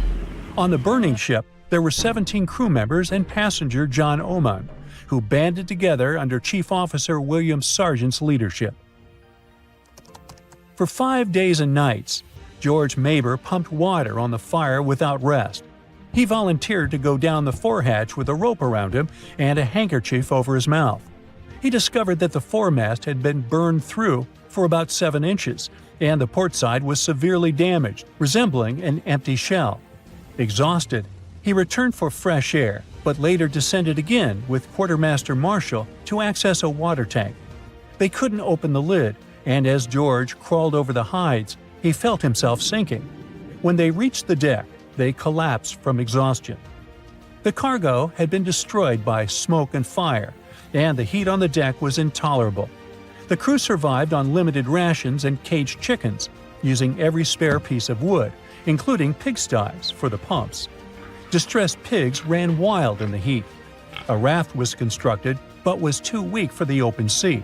Sleep was elusive, and the crew had lost everything, with only hopes of reaching land or meeting another ship. Finally, the Dauntless appeared and sent a lifeboat to the Fiery Star. Captain Moore boarded the Fiery Star on May 12, and after assessing the situation, he agreed that the crew could do no more. They boarded the Dauntless at 4 p.m., witnessing the Fiery Star succumb to flames by 11:30 p.m. It was a narrow escape. 2 sailors were traveling not far from the infamous Bermuda Triangle when they noticed a boat that seemed to be moving by itself. The sails on it were down and the motor wasn't running. One of the men was Matt Rutherford, the first man to ever sail non-stop on his own around North and South America, who has seen a lot during his voyages. But this one was spooky even for him. An awfully abandoned boat that could be hiding scary things inside. Rutherford still decided to approach and inspect the vessel to see if there was someone aboard who needed help. This story happened in 2013, but the sailors waited for 10 years before they published the footage. The ghost ship, which turned out to be named Wolfhound, looked like an upscale one, and it probably cost hundreds of thousands of dollars. It seemed like whoever abandoned it was leaving in a rush. There were clothes and other personal belongings all over the main cabin. Some parts of the ceiling had fallen and some drawers had popped open. Rutherford was afraid to open doors in cabins, so he carefully searched the boat step by step. and luckily found no people who would need help. The sailors decided to tow the ghost ship back to Bermuda. It wasn't easy because Wolfhound was bigger and heavier than their boat. After days at sea, the crew was running low on fuel and asked a passing freighter to stop and give them some gas. They kept pulling Wolfhound with just sail power until the tow line got wrapped around the rudder, and they realized they could get stranded in the Bermuda Triangle. So they had to abandon the ship. After another 23 days in the Atlantic, they finally reached Bermuda. As it turned out later, the mysterious ghost ship belonged to an Irish yacht club member. It got caught in a storm with waves that were 20 feet high and super strong winds, and couldn't continue its voyage. A Greek cargo ship rescued the crew, but they had to leave the ship. Rutherford and his crew found the yacht 9 weeks later. Wolfhound is one of more than 50 ships and 20 planes that disappeared in the Bermuda Triangle since the mid-19th century. The first ship, at least officially documented, was the USS Pickering. It departed from Delaware to the West Indies in 1800. There were 70 people aboard. No one ever heard anything from them ever since. And perhaps we'll never know what exactly happened to them and where the ship is now. The largest ship that has ever disappeared in this mysterious area is the USS Cyclops. In March 1918, carrying a crew of 306 people, the USS Cyclops left Barbados and headed home to Baltimore. It had tons of dense manganese ore on board, which was used in steelmaking. Something happened during its 9-day voyage when it was passing through the Bermuda Triangle. The last message from Cyclops said, "Weather fair, all well," and then it disappeared forever, without even an SOS signal.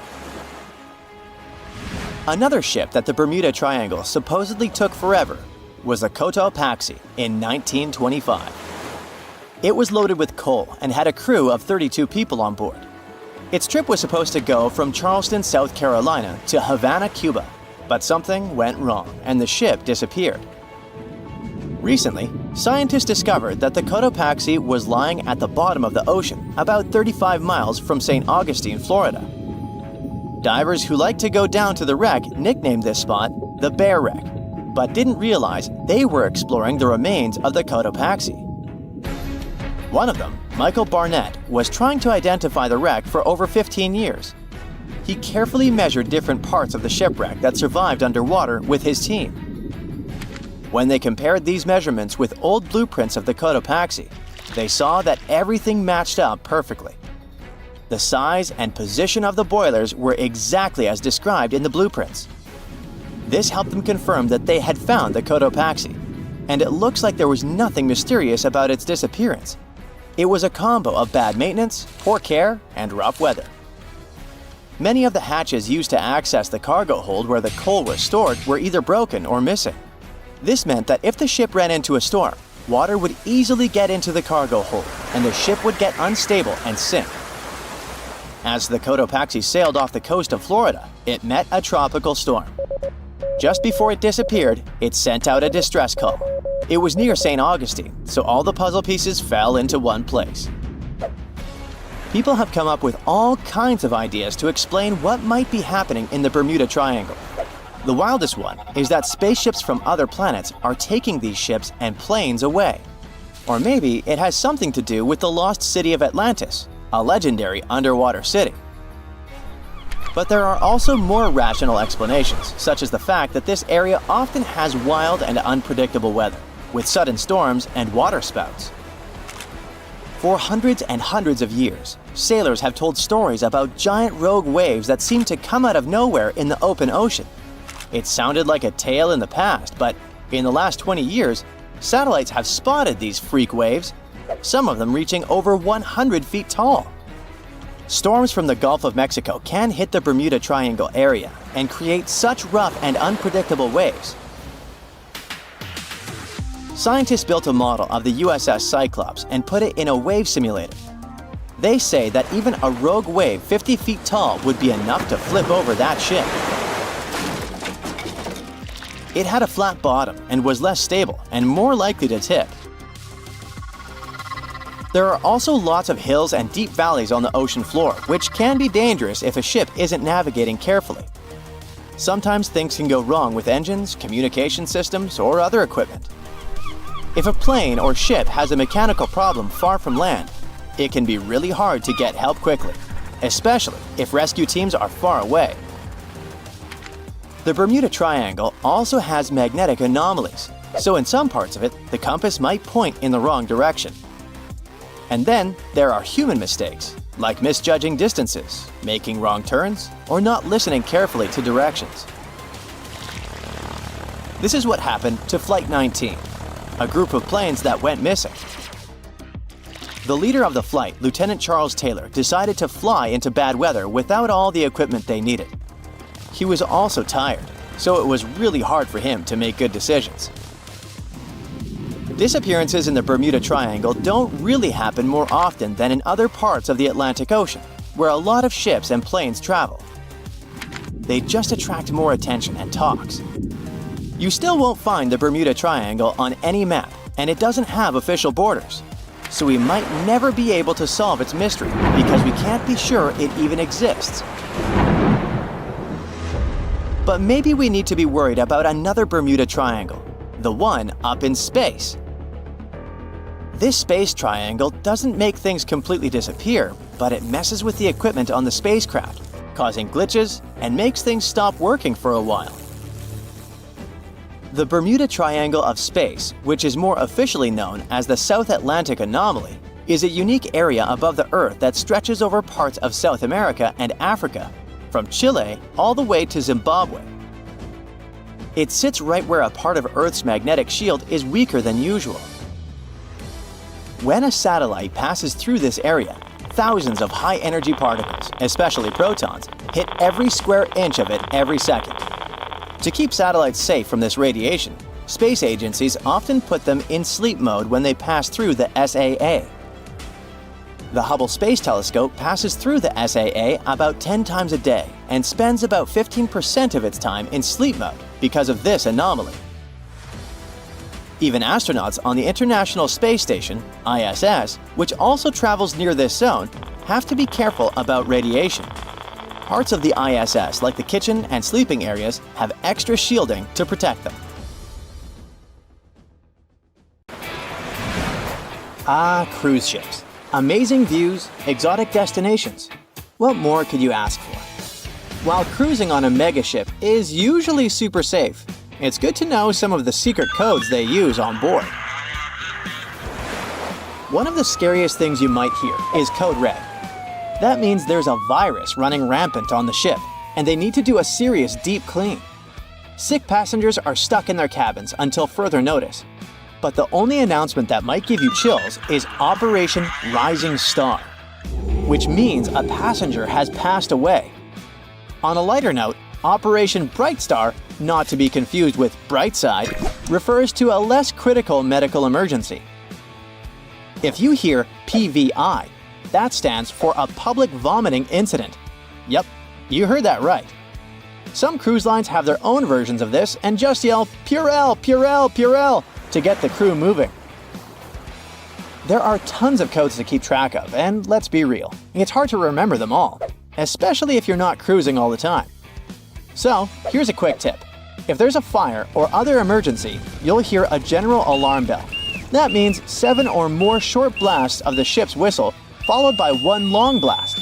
That's your cue to head to the muster station. Cruise ships are packed with unexpected features that many folks, especially first-timers, might not realize. Some of these floating hotels are massive, almost like small cities. While it's pretty easy to get the hang of all the fun stuff, think water parks, tattoo shops, and tons of dining options, there's also a whole hidden world below the decks that remains a bit of a mystery. So in most cases, there's a morgue, which makes sense as you never know when you hear Operation Rising Star. With millions of passengers cruising every year, it's sadly not uncommon for people to pass away on board. Because of this, many ships are equipped with a morgue and extra body bags just in case. Usually found on the lowest deck, The morgue is a small, stainless steel room that can hold anywhere from 2 to 10 bodies, depending on the ship's size. If someone dies, the ship's staff will alert the authorities back on land. A medical team will check things out and then move the body to the morgue until arrangements can be made. Typically, the body is taken off at the next port, but sometimes it stays on board until the cruise wraps up. Okay, and what if there's a real criminal aboard?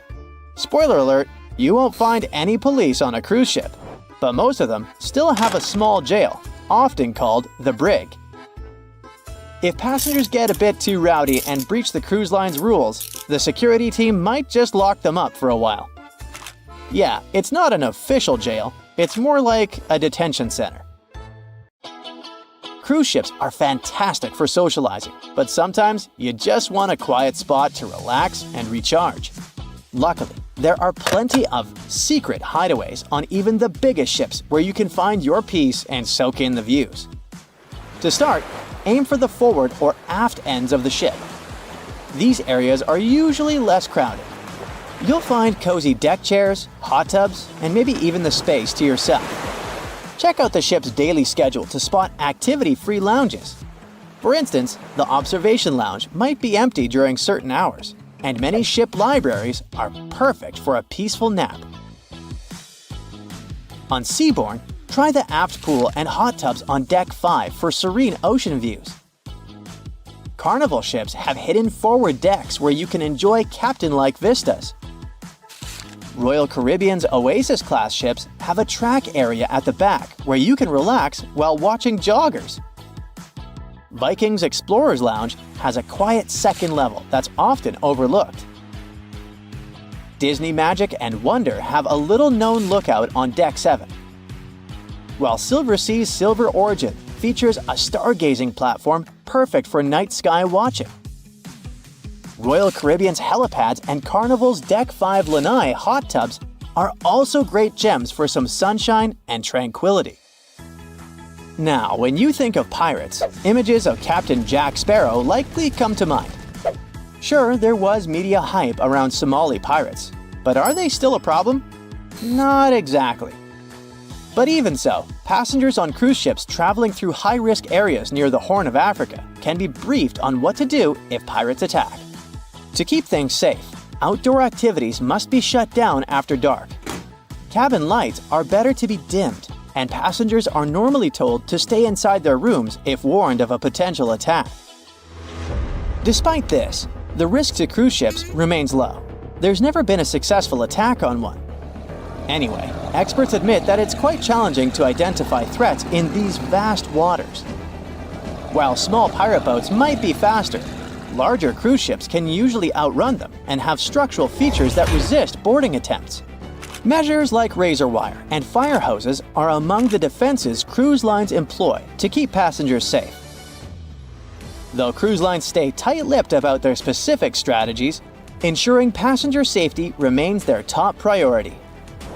Also, when you board your cruise ship, there are some key terms you should know about the layout. The front is called the forward, and the back is the aft. You'll find staterooms on both sides and in between, each with its own perks. Forward staterooms offer fantastic views, letting you enjoy the scenery just like the captain at the bridge as you sail into port. These rooms often have a bit more space thanks to the ship's angled shape.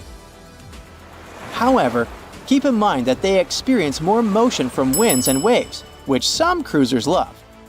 While forward verandas are rare and can be windswept, the ocean view staterooms here often feature bigger windows for amazing vistas. On the flip side, aft staterooms provide stunning views of the ship's wake and great sights as you leave port. These rooms also typically have larger verandas, sometimes L-shaped, perfect for relaxing. Many dining options are also found towards the aft, making mealtime convenient. Just know that these rooms can be a bit further from elevators, requiring some extra walking. Don't forget to check the ship's deck plan before booking. If noise is a concern, avoid staterooms near busy areas. And finally, higher decks are usually pricier but offer better views and access to pool decks. Hey, you know how I-95 is one of the most crowded highways in the US? Well, there's also an I-95 on cruise ships, but it's just a hallway. This I-95 is down on Deck 0, and that's where the crew is hustling away under your feet. It's the crew's lifeline, where they do their laundry, hit up the nurse if needed, transfer your luggage, and sneak back into their tiny cabins for a breather. Now, if you romanticize working on a ship, let me try to talk you out of it, especially if you're into food. You won't be treated for leftover stuff. These are just rumors circulating online. It's true that the food isn't as luxurious as for passengers, but it's still quite okay. And if someone from the crew wants to treat themselves to something special, they can make a trip to a grocery store at a port to stock up on their favorite snacks to enjoy in their cabins. Yep, the crew members literally live on a ship. Their rooms are tiny and don't even have windows. Picture a bunk bed crammed into a space where the top bunk is so close to the ceiling, you end up bumping your head every morning. They have a tiny closet and just 2 drawers, which means you can only fit a couple of outfits. And what about bathrooms, you may ask? They're so cramped, you could sit on the toilet, take a shower, and brush your teeth all at the same time if you really wanted to. As for sleep, they don't really sleep at night. Instead, they catch cat naps throughout the day. It's tough to squeeze in a full night's sleep when shifts can last over 12 hours, and any free time usually goes to traveling, eating, or partying. There's a stretch of water that even the most experienced explorers fear. No matter what season you choose to cross it in, you risk meeting face-to-face with waves that can reach as tall as the Hollywood sign. I'm talking about the Drake Passage, the waterway connecting the Pacific Ocean to the Atlantic Ocean, stretching from Cape Horn at South America's southernmost tip to Antarctica's South Shetland Islands. It's about as wide as the distance from London to Berlin and takes up to 48 hours to cross. Some sailors compare getting on the other side to going to the moon. That's how challenging it is. Even the man who discovered it, Sir Francis Drake, never sailed these waters because they seemed too dangerous to him and opted for a calmer, although longer, Strait of Magellan. The passage took the lives of around 20,000 sailors and over 800 ships. Tourists who want to see Antarctica cross the Drake Passage on a regular basis, although it's still often called the world's most terrifying ocean crossing. The Antarctic Peninsula, where travelers go, isn't really part of Antarctica itself. It sticks out and points towards South America like 2 fingers almost touching it. The water gets squeezed between these 2 land masses, making strong ocean currents. The passage is part of the Antarctic Circumpolar Current, the largest ocean current on Earth. The water rushes through the passage at a speed between 95 and 150 million cubic meters per second, which makes it rougher. And then there are winds that usually blow from west to east and are very strong between 40 and 60 degrees latitude. That's why those areas are called the Roaring 40s, Furious 50s, and Screaming 60s. Land slows down winds, which is why storms hitting Ireland and the UK get weaker as they move east. But Drake's latitude is the only place where winds can blow all around the Earth without being stopped by land. So they keep getting faster.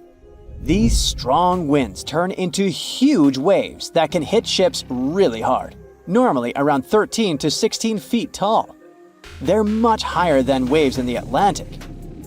Drake Passage also has underwater mountains that you can't see. The huge current squeezes through this narrow passage and causes waves to crash against these mountains underwater. These internal waves create whirls that bring cold water up from the deep ocean. So it's not just rough on the surface, the water is wild all the way down. The first sailor managed to sail around Cape Horn and through the Drake Passage in 1616. It was a Dutch navigator, Willem Schouten, in 1616. But the most famous attempt to cross it was undertaken by Sir Ernest Henry Shackleton on his ship named Endurance.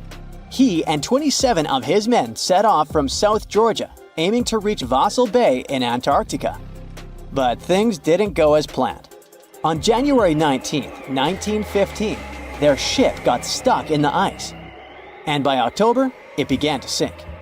They camped on floating ice for 2 months before sailing lifeboats to a remote, icy place called Elephant Island.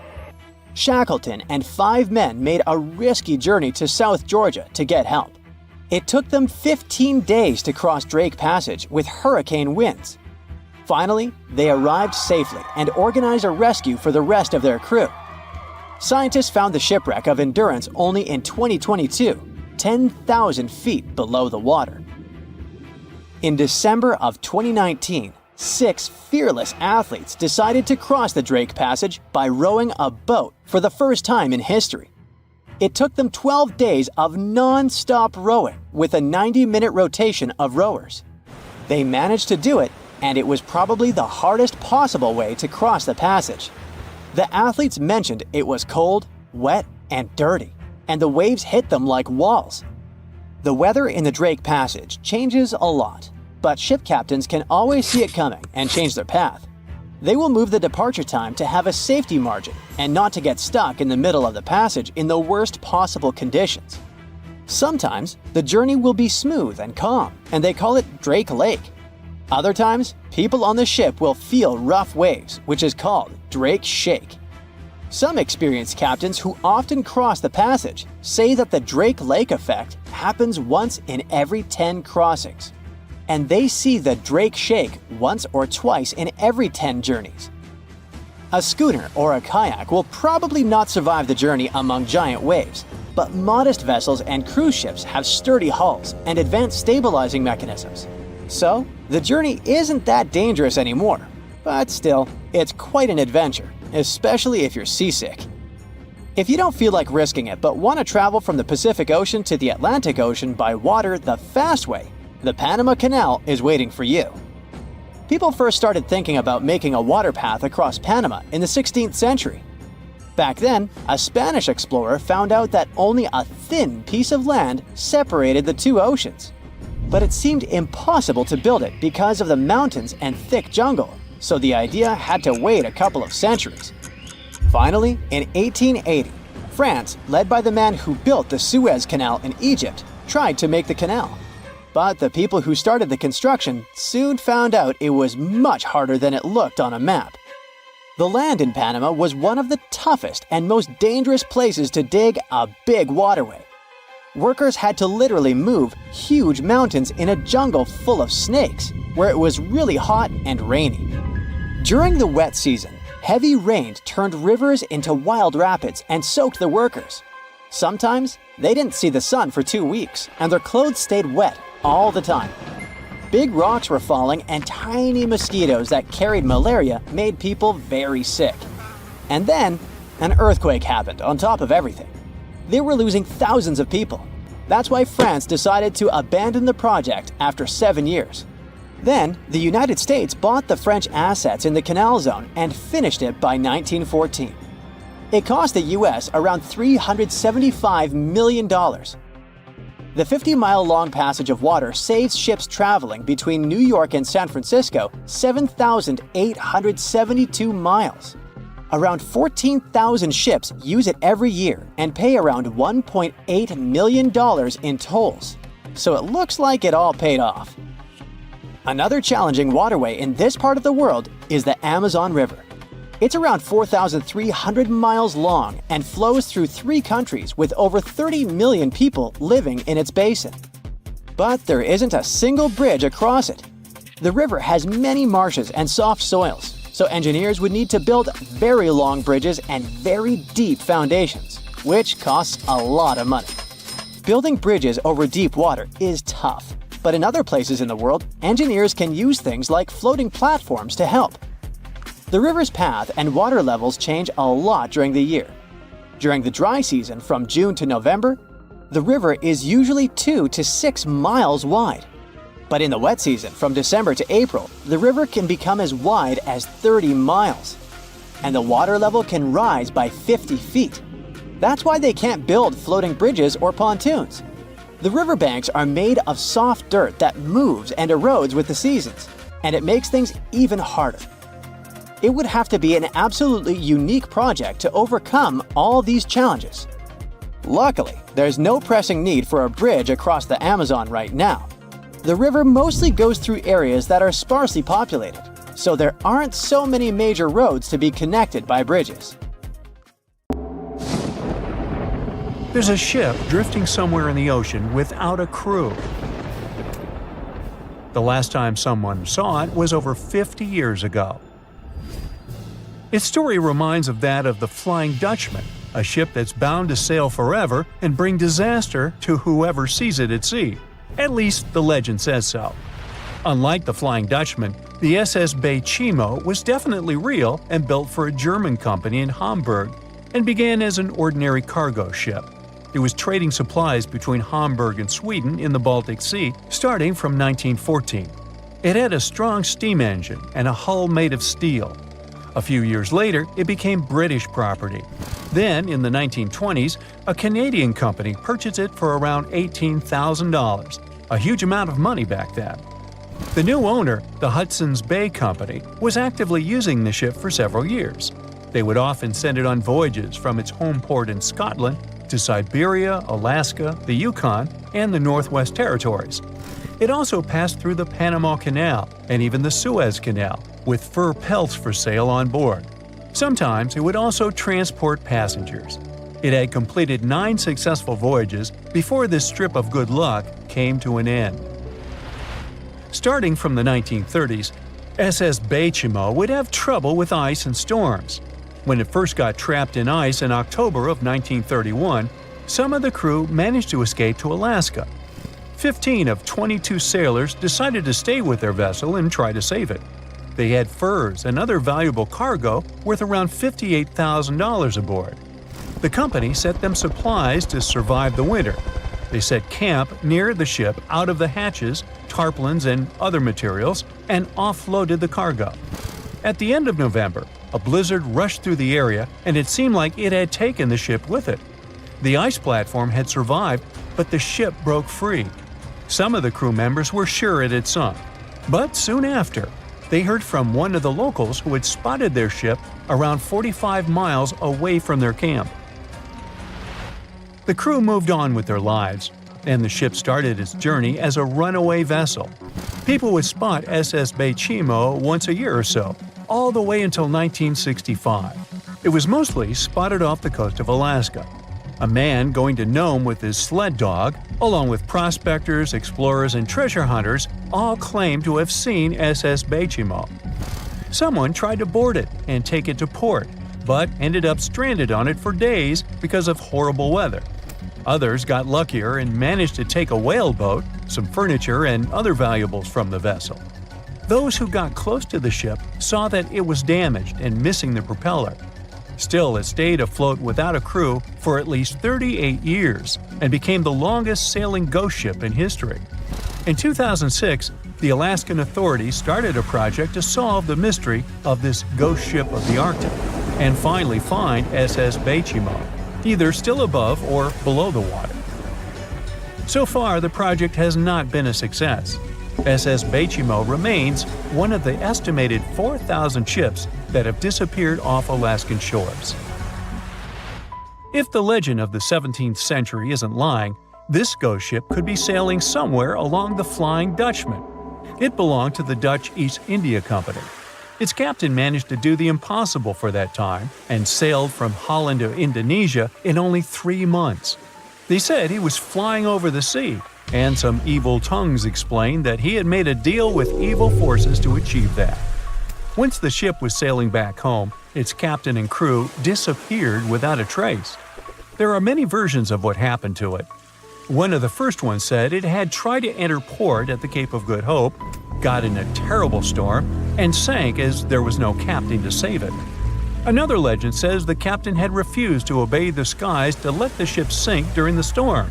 A scary life form then struck the boat and the crew, and it was condemned to forever wander without rest.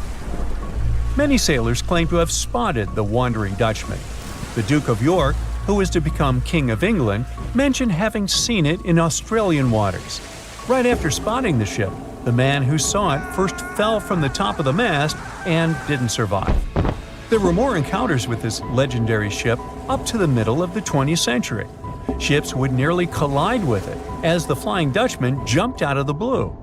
Scientists have a more logical explanation for this mystery: Fata Morgana, not to be confused with Hakuna Matata. Now, when you're out at sea on a hot day and the air is all wavy, it feels like when you look at the road on a scorching summer day. That's because of something called atmospheric refraction. When light passes through different layers of air with different temperatures and densities, it bends and twists.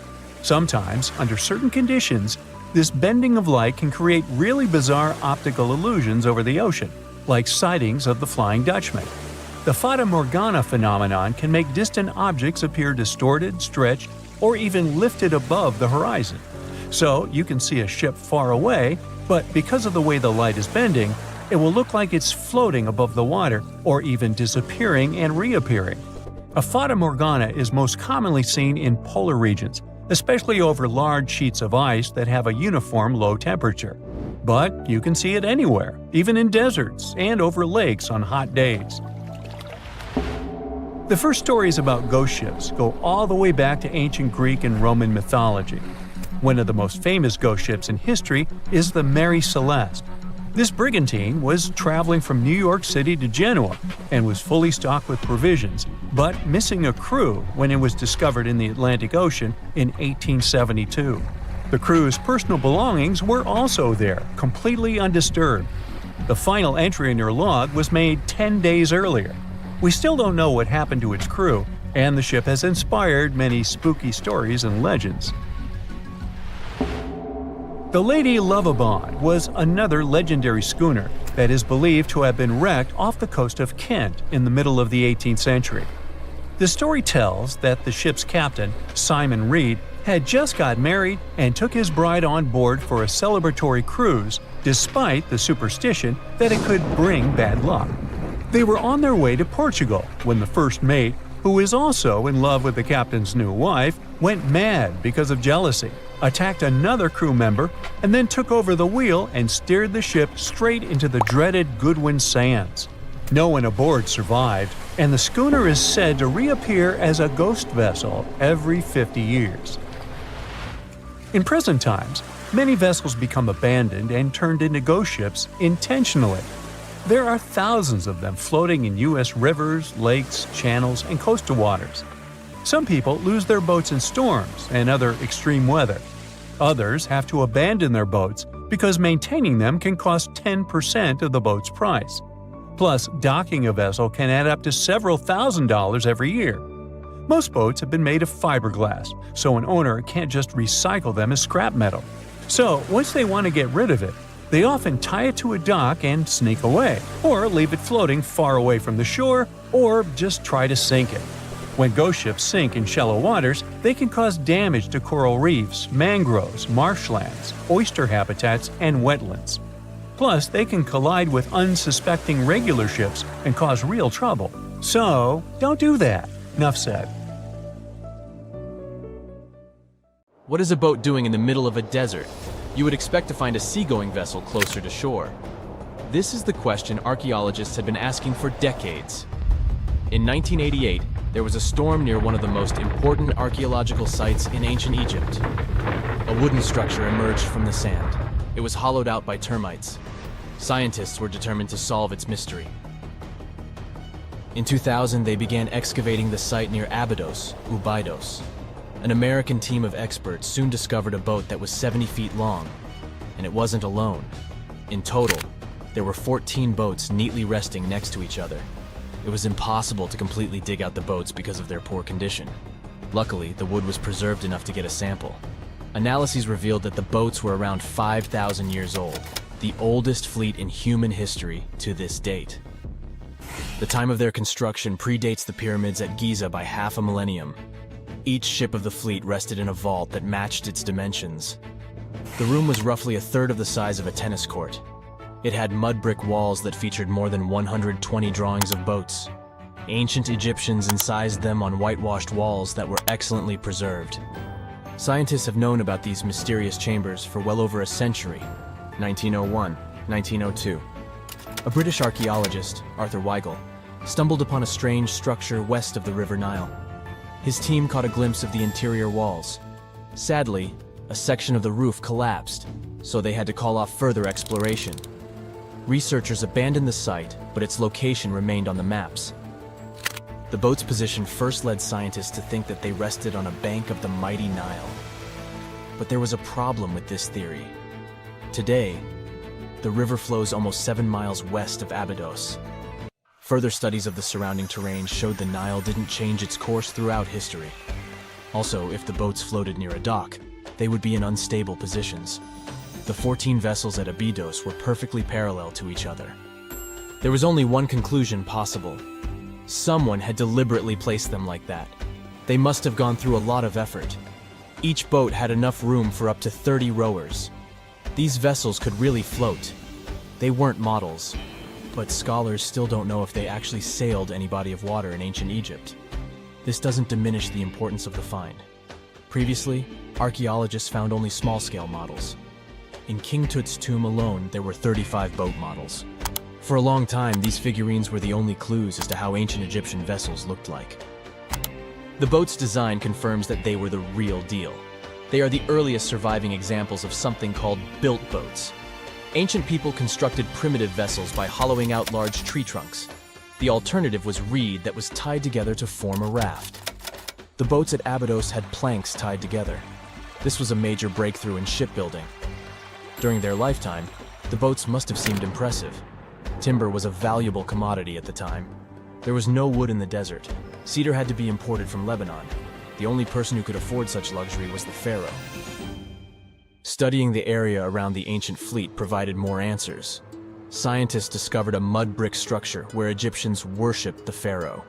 Its approximate date of construction matches that of the wooden boats.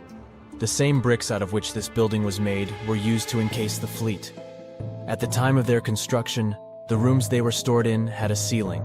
That's the section that archaeologists stumbled upon in the early 20th century. Just like mummies and coffins, these marvelous ships rested inside splendid vaults. The exterior of these rooms was also impressive. The outer walls originally had a plaster of white limestone. It reflected sunlight.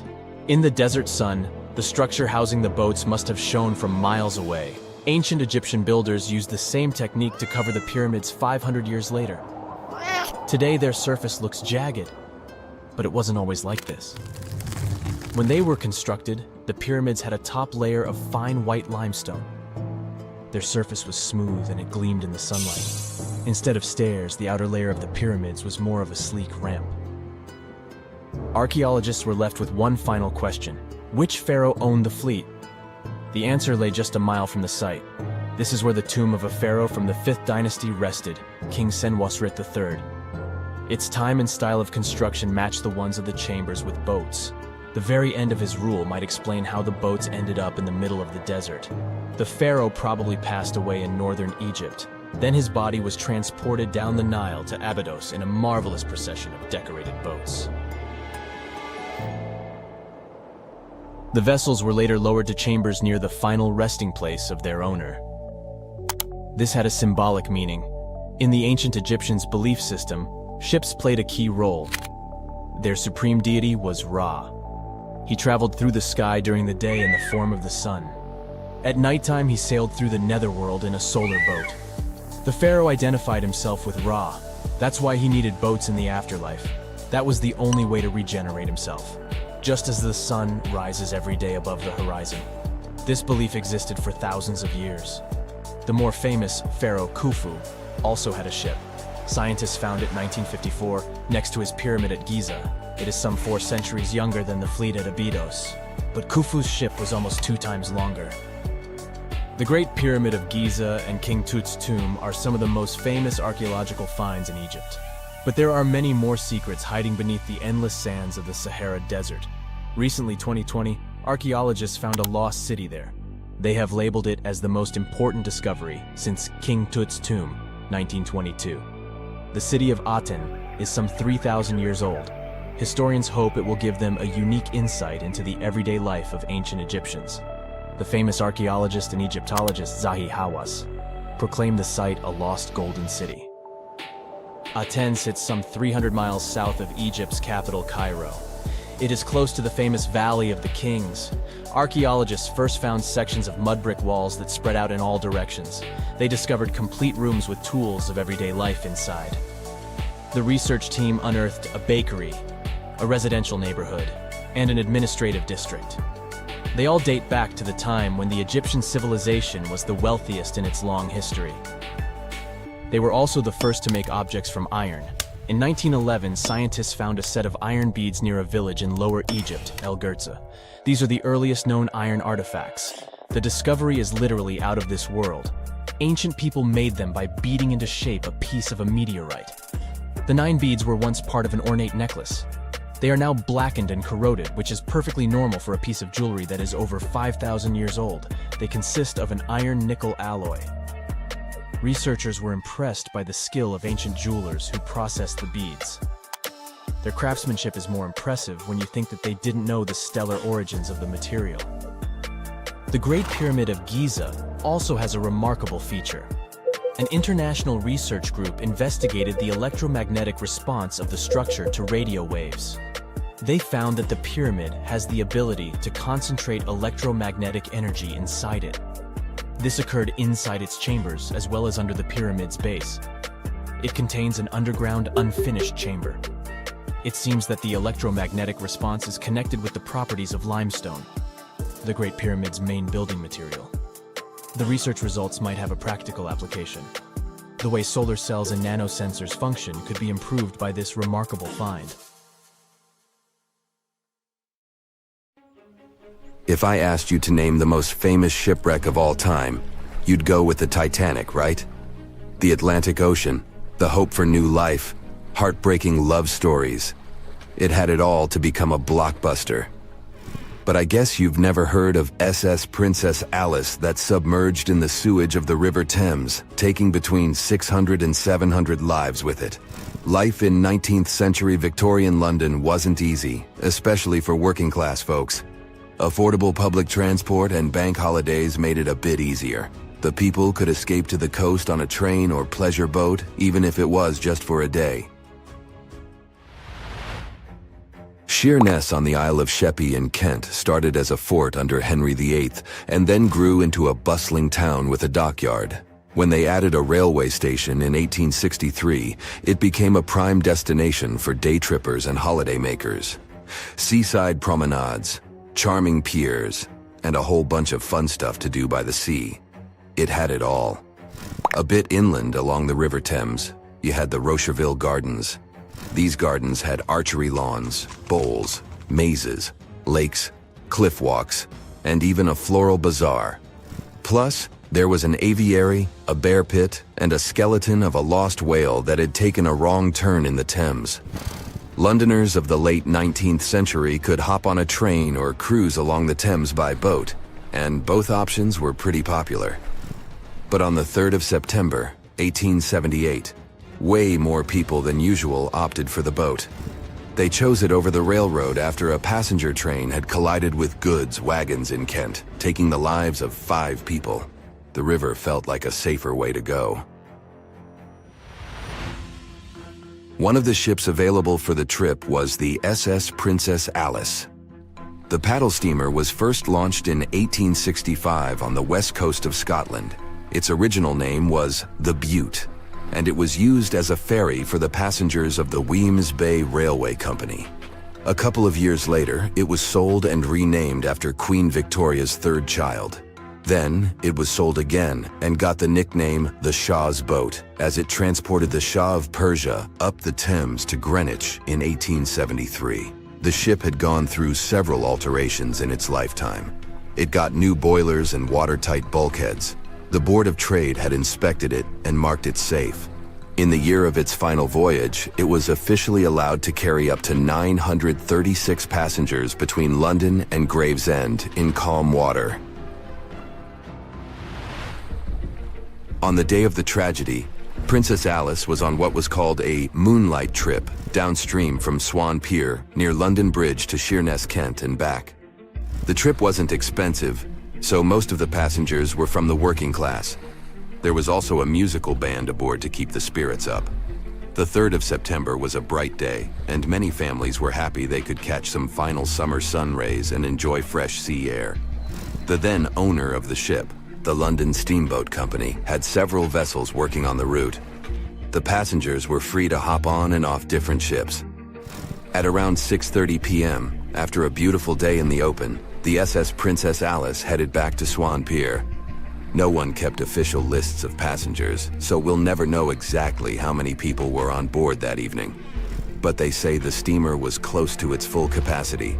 As it got darker and cooler, many families decided to stay inside the saloon or in their cabins below. Some stories from the steamer sound like fate. The captain of Princess Alice let his steerer stay at Gravesend and replaced him with one of the passengers. John Ayres was a sailor but had little experience at the Thames or with a vessel like Princess Alice. Alfred Thomas Merriman, a chef from East London, had been offered to work on the steamer at the last moment. He was 30 years old and a father of 4, so he couldn't say no to extra money. At around 7:40 p.m., he was standing on the deck by the saloon door.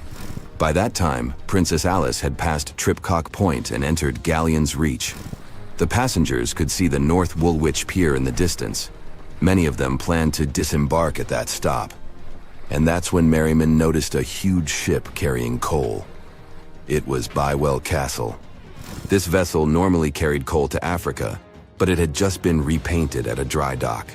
Bywell Castle was going to Newcastle to pick up some coal and transport it to Alexandria, Egypt. The ship's captain, Harrison, wasn't too familiar with these waters, so he called in Christopher Dix, a seasoned Thames River pilot, to lend a hand, even though he didn't have to. The ship had a fancy raised forward part below the deck, and Dix couldn't quite see what was in front of him. So, they had a sailor on lookout duty. As they set sail from Millwall at the speed of 5 knots, 5.7 miles per hour, they tried to stick to the middle of the river, but other boats had other plans. When they were approaching Galleon's Reach, Dick spotted Princess Alice's red port light, headed their way, but planning to pass on the right side. At the same time, Grinstead, the captain of Princess Alice, was going against the river's flow, trying to find the smooth waters on the south side. He adjusted his course, steering into Bywell Castle's path. Both crews realized they were headed for a collision. Dix tried to steer clear and even ordered reverse full speed on the engines, but it was too late.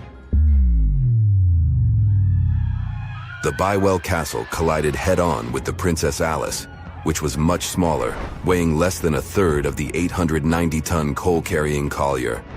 It sliced the passenger steamer in two. As Merriman remembered later, laughter on board immediately changed into screaming and panic. Some people rushed to the bridge for safety. Merriman hurried to the captain, asking what to do next. The captain's response was grim. "We are sinking fast. Do your best."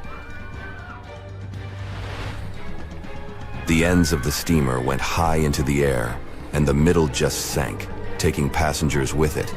Those unfortunate ones who were below deck were tragically trapped. The impact caused tons of untreated sewage to gush from outlets near the collision site. The water became a frothy mess of unprocessed waste with a horrible odor. It was potent enough to make even the most resilient sailors retch. Amid the chaos, passengers struggled for life in the contaminated water. They inhaled lungfuls of hazardous waste without knowing. The crew aboard the Bywell Castle sprang into action. They dropped ropes from their deck, urging Princess Alice's passengers to climb aboard. Anything that could float, from planks to barrels, was tossed into the water to serve as flotation devices for those in need. Other members of their team launched a lifeboat, saving 14 people. Nearby boats, moored along the riverbanks, joined the mission, plucking survivors from the water. Many of Princess Alice's passengers didn't know how to swim, and it was even trickier for ladies wearing long, heavy dresses. Merriman was among the lucky ones who could swim. He first held on to a piece of wreckage, and then, when others got to it, swam away and caught onto a rope hanging over the side of the Bywell Castle. They managed to save around 130 people this way. Another survivor was Robert Haynes, who played in the Princess Alice band. He was fond of ships and had noticed the Bywell Castle a couple of minutes before the collision. He chose not to follow the rest of the band, who went downstairs for a break, and that saved his life. Princess Alice's sister ship, Duke of Teck, arrived 10 minutes too late to assist with the rescue efforts. Only 2 people who had been below deck or in the saloon managed to survive the collision. We still don't know the total count of lives taken on that day, but it's somewhere between 650 and 700. And what makes this story even more tragic is that it has been mostly forgotten.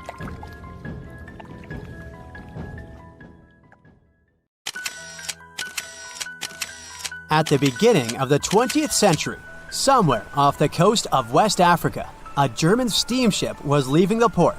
Suddenly, the weather got worse, and the vessel entered a thick fog. The sailors ran aground on a sandbank close to the shore. Luckily, no one was hurt, and they were even able to save their precious cargo. But the ship was stuck in the sand for good. And it was not alone there. Nearly the entire length of the western coast of Namibia is called Skeleton Coast. If the name sounds scary, that's because it is. This 976-mile-long beach line is among the most dangerous places on Earth. The local Bushman tribes believe that their supreme deity made this land when it was angry. The Portuguese were the first Europeans to set foot in Namibia in the 15th century. And yep, they didn't like Skeleton Coast either.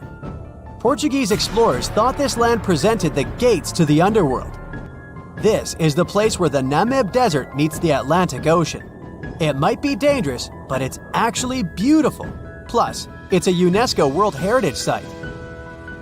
If Skeleton Coast had a PR manager, they would quit on the first day on the job. The area is not exactly tourist-friendly because of its geography and history. Beneath the sand and the waves, there is a secret ocean currently lurking for unsuspecting sailors. It's called Benguela Current. It flows towards the north along the coast of southern Africa. This part of the Atlantic is rich in marine life, but the current's land neighbor isn't that happy with the deal. This arid climate created the Namib Desert, one of the driest regions on Earth. And that marine life I just mentioned? It's sharks. 11 species of them to be exact. And yes, the great white decides to pop by once in a while. So far, we've got a desert landscape, strong currents, and sharks. Not a place for a beachside resort, definitely. But if someone ends up on Skeleton Coast, will they know they're in danger? Don't worry, they will. The beach is littered with wrecks of all sizes and shapes. If you remember that German ship I mentioned in the very beginning, its massive and rusted stern is now sticking out from the desert sand. There are some 500 wrecks in total scattered along the coast, and it's a mixed crowd, from Portuguese galleons centuries old to ships that ran ashore here in the 21st century. A modern fishing ship called Zela India managed to slip from its tow rope in 2008 and ended up on Skeleton Coast. Okay, it didn't escape on its own, it had some help from the elements.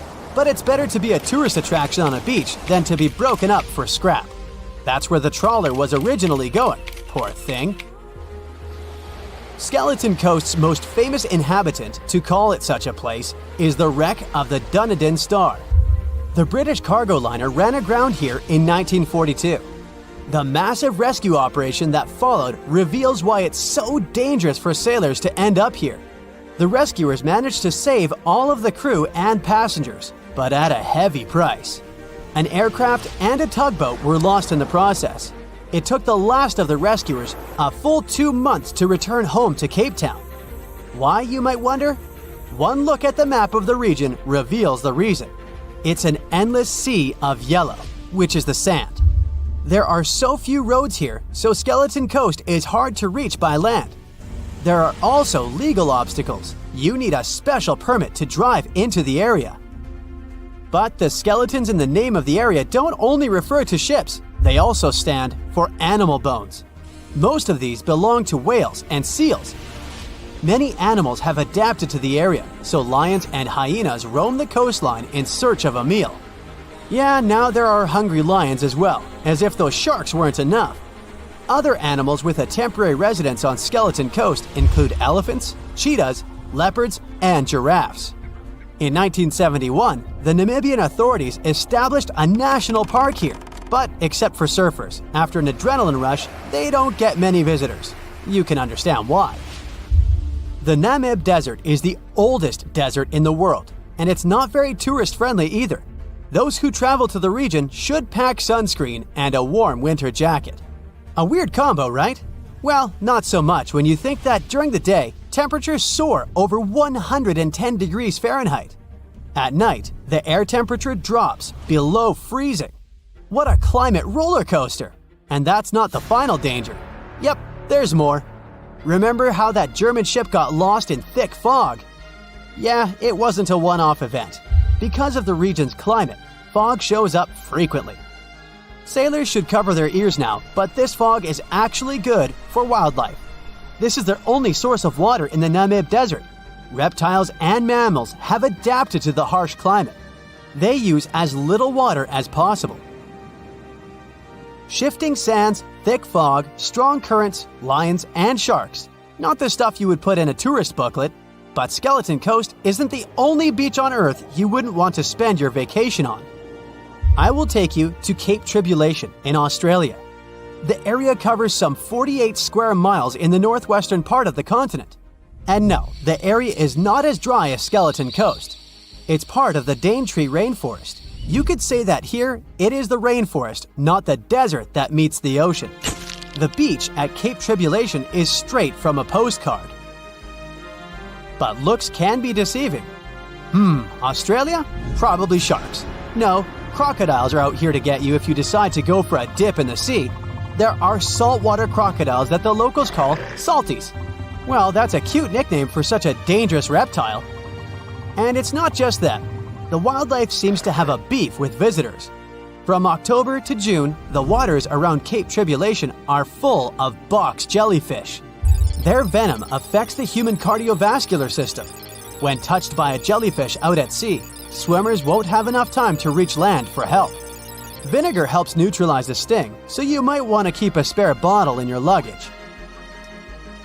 Crocodiles and jellyfish sound dangerous, but there's one more animal you should look after. It's the wild boar.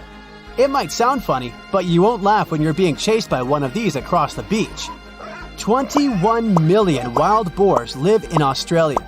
They're mostly active at night, making it even more dangerous if they charge at you. The best defense is running in circles. Wild boars can't cut corners well. That's probably why we don't see many of them taking up careers as race drivers.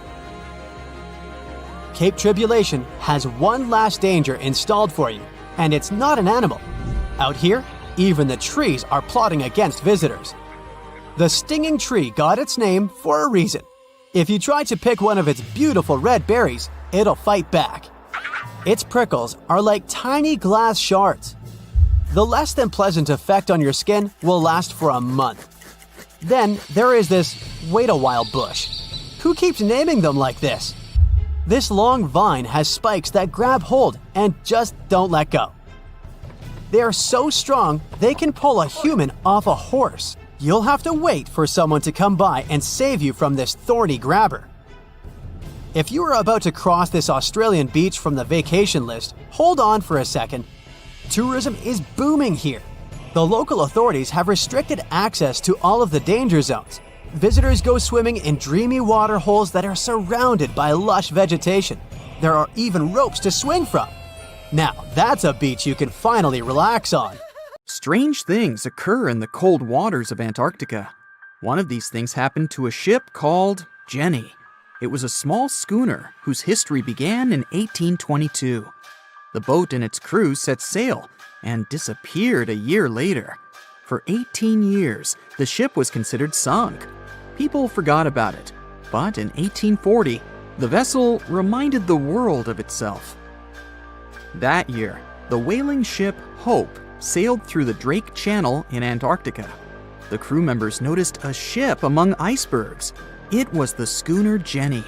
It was floating slowly in the dark, with no signs of life. The captain of the Hope, Mr. Brighton, gave the order to approach the mysterious vessel. They thought it was some creepy ghost ship. But as they came closer, they noticed crew members on the deck. The sailors of the Hope called out to them, but received no answer. This time, it became clear that something terrible had happened to the Jenny. When Brighton boarded, he realized that the Jenny crew members weren't missing. They were here. Frozen people stood like statues. Brighton went down to the lower deck and found the captain. He was sitting frozen at the table, holding a pen. Brighton looked at the logbook. The last record was made on May 4th, 1823. The captain wrote that he was the only living member of the crew. They spent 71 days without food. It seemed that the ship got lost in the sea because its captain went off course or sailed into an iceberg, but no one knew for sure. After that, nobody ever saw the Jenny again. According to rumors, the crew of the Hope abandoned the frozen ship and left it to drift in the cold waters. According to other rumors, this whole story is fiction. The story of the Jenny was described in a German magazine in the middle of the 19th century. Still, there was no further evidence of the ship's existence. Already in our time, Cambridge University decided to explore the case of the Jenny. The researchers discovered that one of the crew members of the Hope, who didn't disclose his name, told someone the legend of the frozen ship. Someone shared the story with another guy, and it was published in a German magazine called Globus. And that's all. There was no other evidence. One of the most famous ghost ships was the Mary Celeste, and there's no doubt about its existence. The history of this vessel was documented in court. People wrote about it in newspapers, but the most exciting thing is that the ship continued to be used even after 10 people disappeared from its deck. The history of the Mary Celeste began in Canada in 1861. When it was first built, the ship was called the Amazon. It changed captains several times, and it also hit some rocks. The boat was sold, bought, then sold again, repaired, and sailed under the name Mary Celeste. In 1872, it had a new captain, Benjamin Briggs. He was a decent, brave man with a lot of experience in navigation.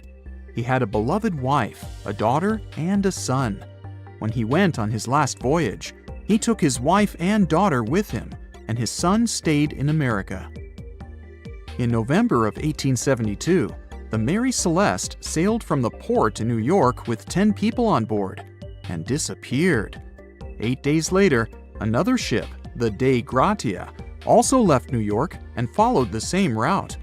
Dei Gratia's captain, David Morehouse, noticed the Mary Celeste and immediately realized something was wrong.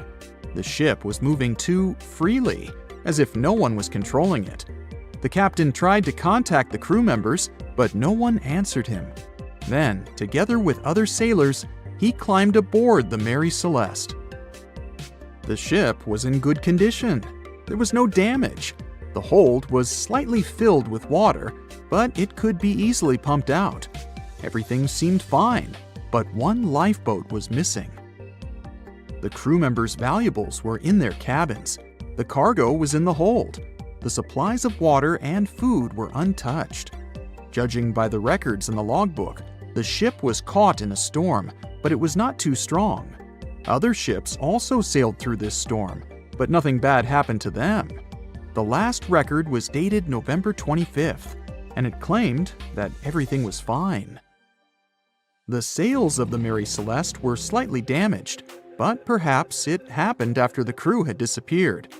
The whole ship was in excellent condition, but what made the people leave it? Part of the crew of the Dei Gratia stayed on board the Mary Celeste to bring it to dry land. Everything went well.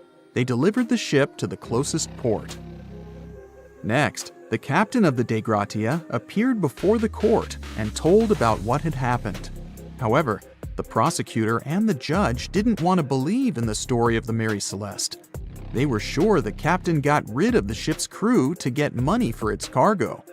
According to the maritime laws of that time, if you found a ghost ship with valuable cargo, then a substantial part of this cargo belonged to you. So, many people thought that David Morehouse decided to earn some money. This version seemed to be more valid than the one about the mysterious disappearance of 10 people. Fortunately, no one accused the captain of committing a crime. They thanked him for his service and gave him a monetary reward. However, his reputation was damaged, which greatly affected his career, as many believed he attacked the crew of the Mary Celeste. But even after this terrible case, trial, and investigation, the story was not over. The Mary Celeste was still an expensive and efficient vessel. It sailed several times, but then one captain crashed it into the reefs to get insurance. The court revealed this deception and accused the captain of intentional property damage. The story of the Mary Celeste became famous all over the world. People began to build their theories, realistic and not. Someone believed the ship had sailed through the Bermuda Triangle, but this version was quickly refuted, as the route of the Mary Celeste passed thousands of miles away from the Bermuda region. Did the Kraken or another giant monster attack the ship? Nope. Since the boat was found in almost perfect condition, there were no signs of a struggle. One of the most popular versions was that the crew of the Mary Celeste stole some valuable cargo and sailed to Spain on the rescue boat.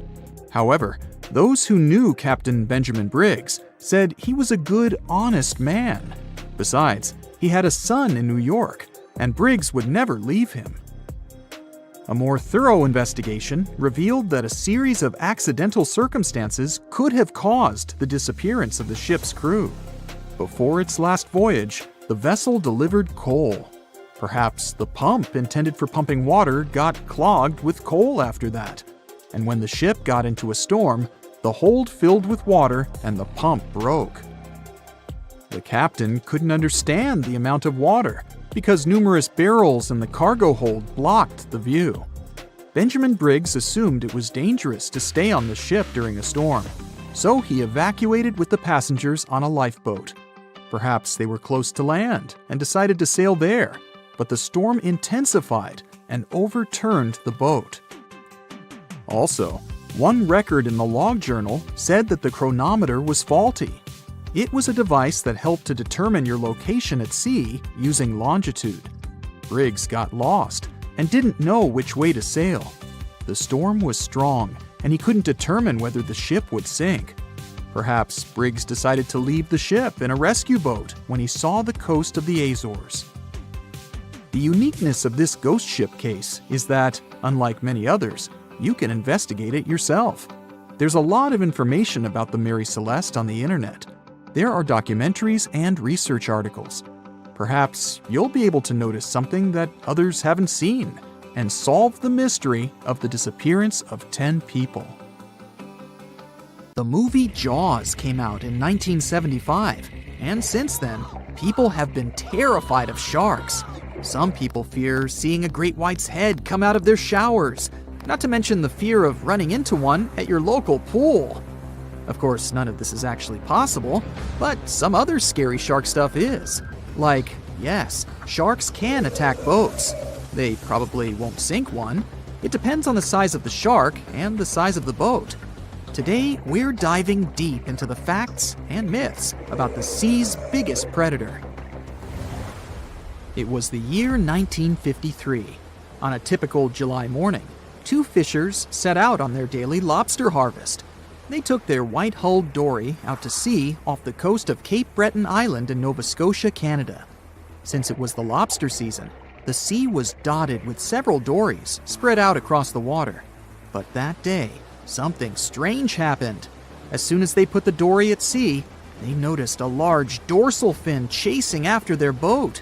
They were surprised to see that the shark would follow their boat's every move. For an entire week, they took out their white dory from the harbor, and the shark followed them around. Until one morning, as the men were alone at sea, the shark charged at full speed at the boat and smashed a 7-inch hole in its bottom. The boat turned over, and both men fell into the water. The shark didn't come after the men, though. Instead, it swam away and disappeared for good. To clarify, a dory is a small, fragile boat usually measuring 16 to 23 feet long. So how long did that shark need to be in order to sink it? Well, as soon as the boat was retrieved from the ocean, researchers found something interesting. One of the shark's teeth was found stuck in the hull. According to Harvard experts that analyzed the tooth, it most certainly belonged to a 12-foot white shark that weighed around 1,200 pounds. One thing intrigues scientists a whole lot. The great white didn't seem to be interested in the man aboard, but rather in the boat itself. The question is, why? Some people suppose that this great white followed the dory around because it was white, and the animal probably thought it was some big white mammal. It's not the first boat a shark has attacked. You see, sharks don't attempt to sink boats because they're mean and evil. Rather, it's due to murky waters and hard materials that make them mistake inanimate objects for their usual lunch menu. But that's not what we've learned from popular culture. In Jaws, the protagonist shark managed to poke several holes in the orca as it rammed the boat. The orca was a Nova Scotia-style fishing boat, made out of wood planks. It wasn't a huge boat, so it seemed plausible that a great white could ram it. But, according to Mythbusters, that's very far from the truth. A great white swimming at its maximum speed wouldn't be able to take down a medium-sized fishing vessel. The same goes for bigger boats. Some bull sharks or great whites can turn over smaller vessels, though, like kayaks or small boats.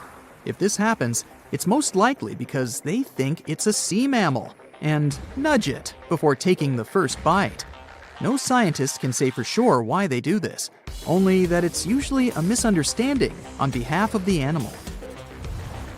The Shark Research Committee, a nonprofit scientific research organization, has documented a lot of shark attacks on inanimate objects and is trying to answer that question more thoroughly.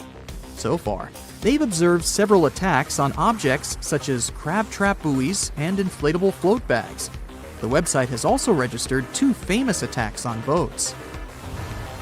The first one happened in 1959, and a shark left a tooth on the hull of a boat. Researchers later identified it as belonging to a 12-foot great white.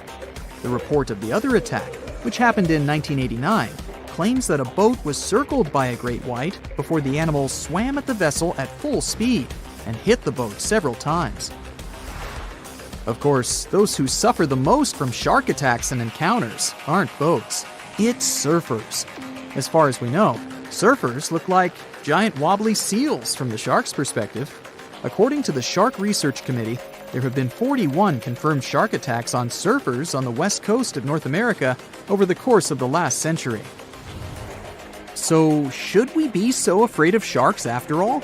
Let's learn more about these magnificent sea creatures. Off the top of your head, how many shark species can you name? 4, 8, 10? Well, there are over 500 species of sharks swimming in the ocean. They vary from tiny specimens, about the size of a human hand, to up to 39-foot-long creatures. The largest species of shark are actually not great whites, but whale sharks. And even those are small compared to the great megalodon. This ancient creature that lived around 20 million years ago reached an unimaginable length of 60 feet. By comparison, that's the same as 2 to 3 buses placed one after another. I wouldn't swim in megalodon-infested waters even if you dared me, that's for sure. We know that sharks are very good hunters, but why is that so? Their bodies seem to have been strategically built for speed. Instead of having a bone skeleton, like us humans, sharks have a cartilage skeleton, which makes them much lighter and also super fast swimmers. Each species of shark hunts depending on its nutritional needs. So, shark species that grow to an average of 3 feet have a diet based on fish. The ones that grow bigger start feeding off of bigger sea animals, such as sea lions and seals. Throughout their lives, some species of shark can shed over 30,000 teeth. Unlike humans, who are born with a set number of teeth in their jaws, sharks have an apparently limitless supply. In their defense, they do lose teeth pretty easily, as they can easily get stuck in their prey, for example. They also have multiple rows of teeth. The jaws of a great white can contain up to 7 rows of teeth, and can grow to be more than 6 inches long. And since we're speaking of great whites, the most feared shark species roaming the oceans, this is ray. Ray is an adult white shark. He can swim up to 50 miles a day, so he needs a lot of fat in order to keep his body functioning. Funny thing about Ray, when he opens his jaws to hunt, his eyes roll back together with his head, so his sight is hindered when he's taking a bite. Now, he does like it when the water is murky and underwater visibility is low. That's because it makes it harder for his prey to spot him coming. These conditions can make it easier for him to grab that yummy seal. But this can also make it easy for him to mistake a random boat for lunch and end up scaring some humans. Some Hollywood movies love to portray sharks as having superpowers. Although they're not innately cruel, one species of shark does have something that can be considered bizarre. Hammerhead sharks, one of the most dangerous species of sharks, have a sort of sixth sense. Inside their heads, they have electroreceptor organs called ampullae of Lorenzini. These organs allow sharks to detect the electromagnetic fields of all living things in the ocean. This ups their hunting abilities to another level. They can even find prey hidden in the sand because they sense its electromagnetic field. You should know one thing. If a shark lives in a balanced ecosystem, it won't feel the need to attack unknown things. These animals are curious, though, so maybe we should cut them some slack when they bite a piece off a random boat. As an experienced sailor and the first man to ever sail non-stop on his own around North and South America, Matt Rutherford has seen a lot during his voyages. But what he saw in 2013 while sailing through the waters of the Atlantic with his colleague surely stands out. Some 800 miles off the coast of Bermuda, not far away from the famous Bermuda Triangle, they noticed a boat that seemed to be moving by itself. The sails weren't up and the motor wasn't running. The sailors decided to check if there was someone who needed their help aboard, so they moved closer to the mysterious ship. Once they got there, things only got weirder, as they realized there wasn't a living soul aboard. Rutherford started filming to document their discovery. The boat looked so awfully abandoned that they expected to find some pretty scary things in there. But it didn't stop Rutherford from searching the vessel. The boat, which turned out to be named Wolfhound, looked like an upscale one, probably costing hundreds of thousands of dollars. It was pretty weird to find it floating by itself in the middle of the ocean. It seemed like whoever abandoned it was leaving in a rush. There were clothes and other personal belongings all over the main cabin.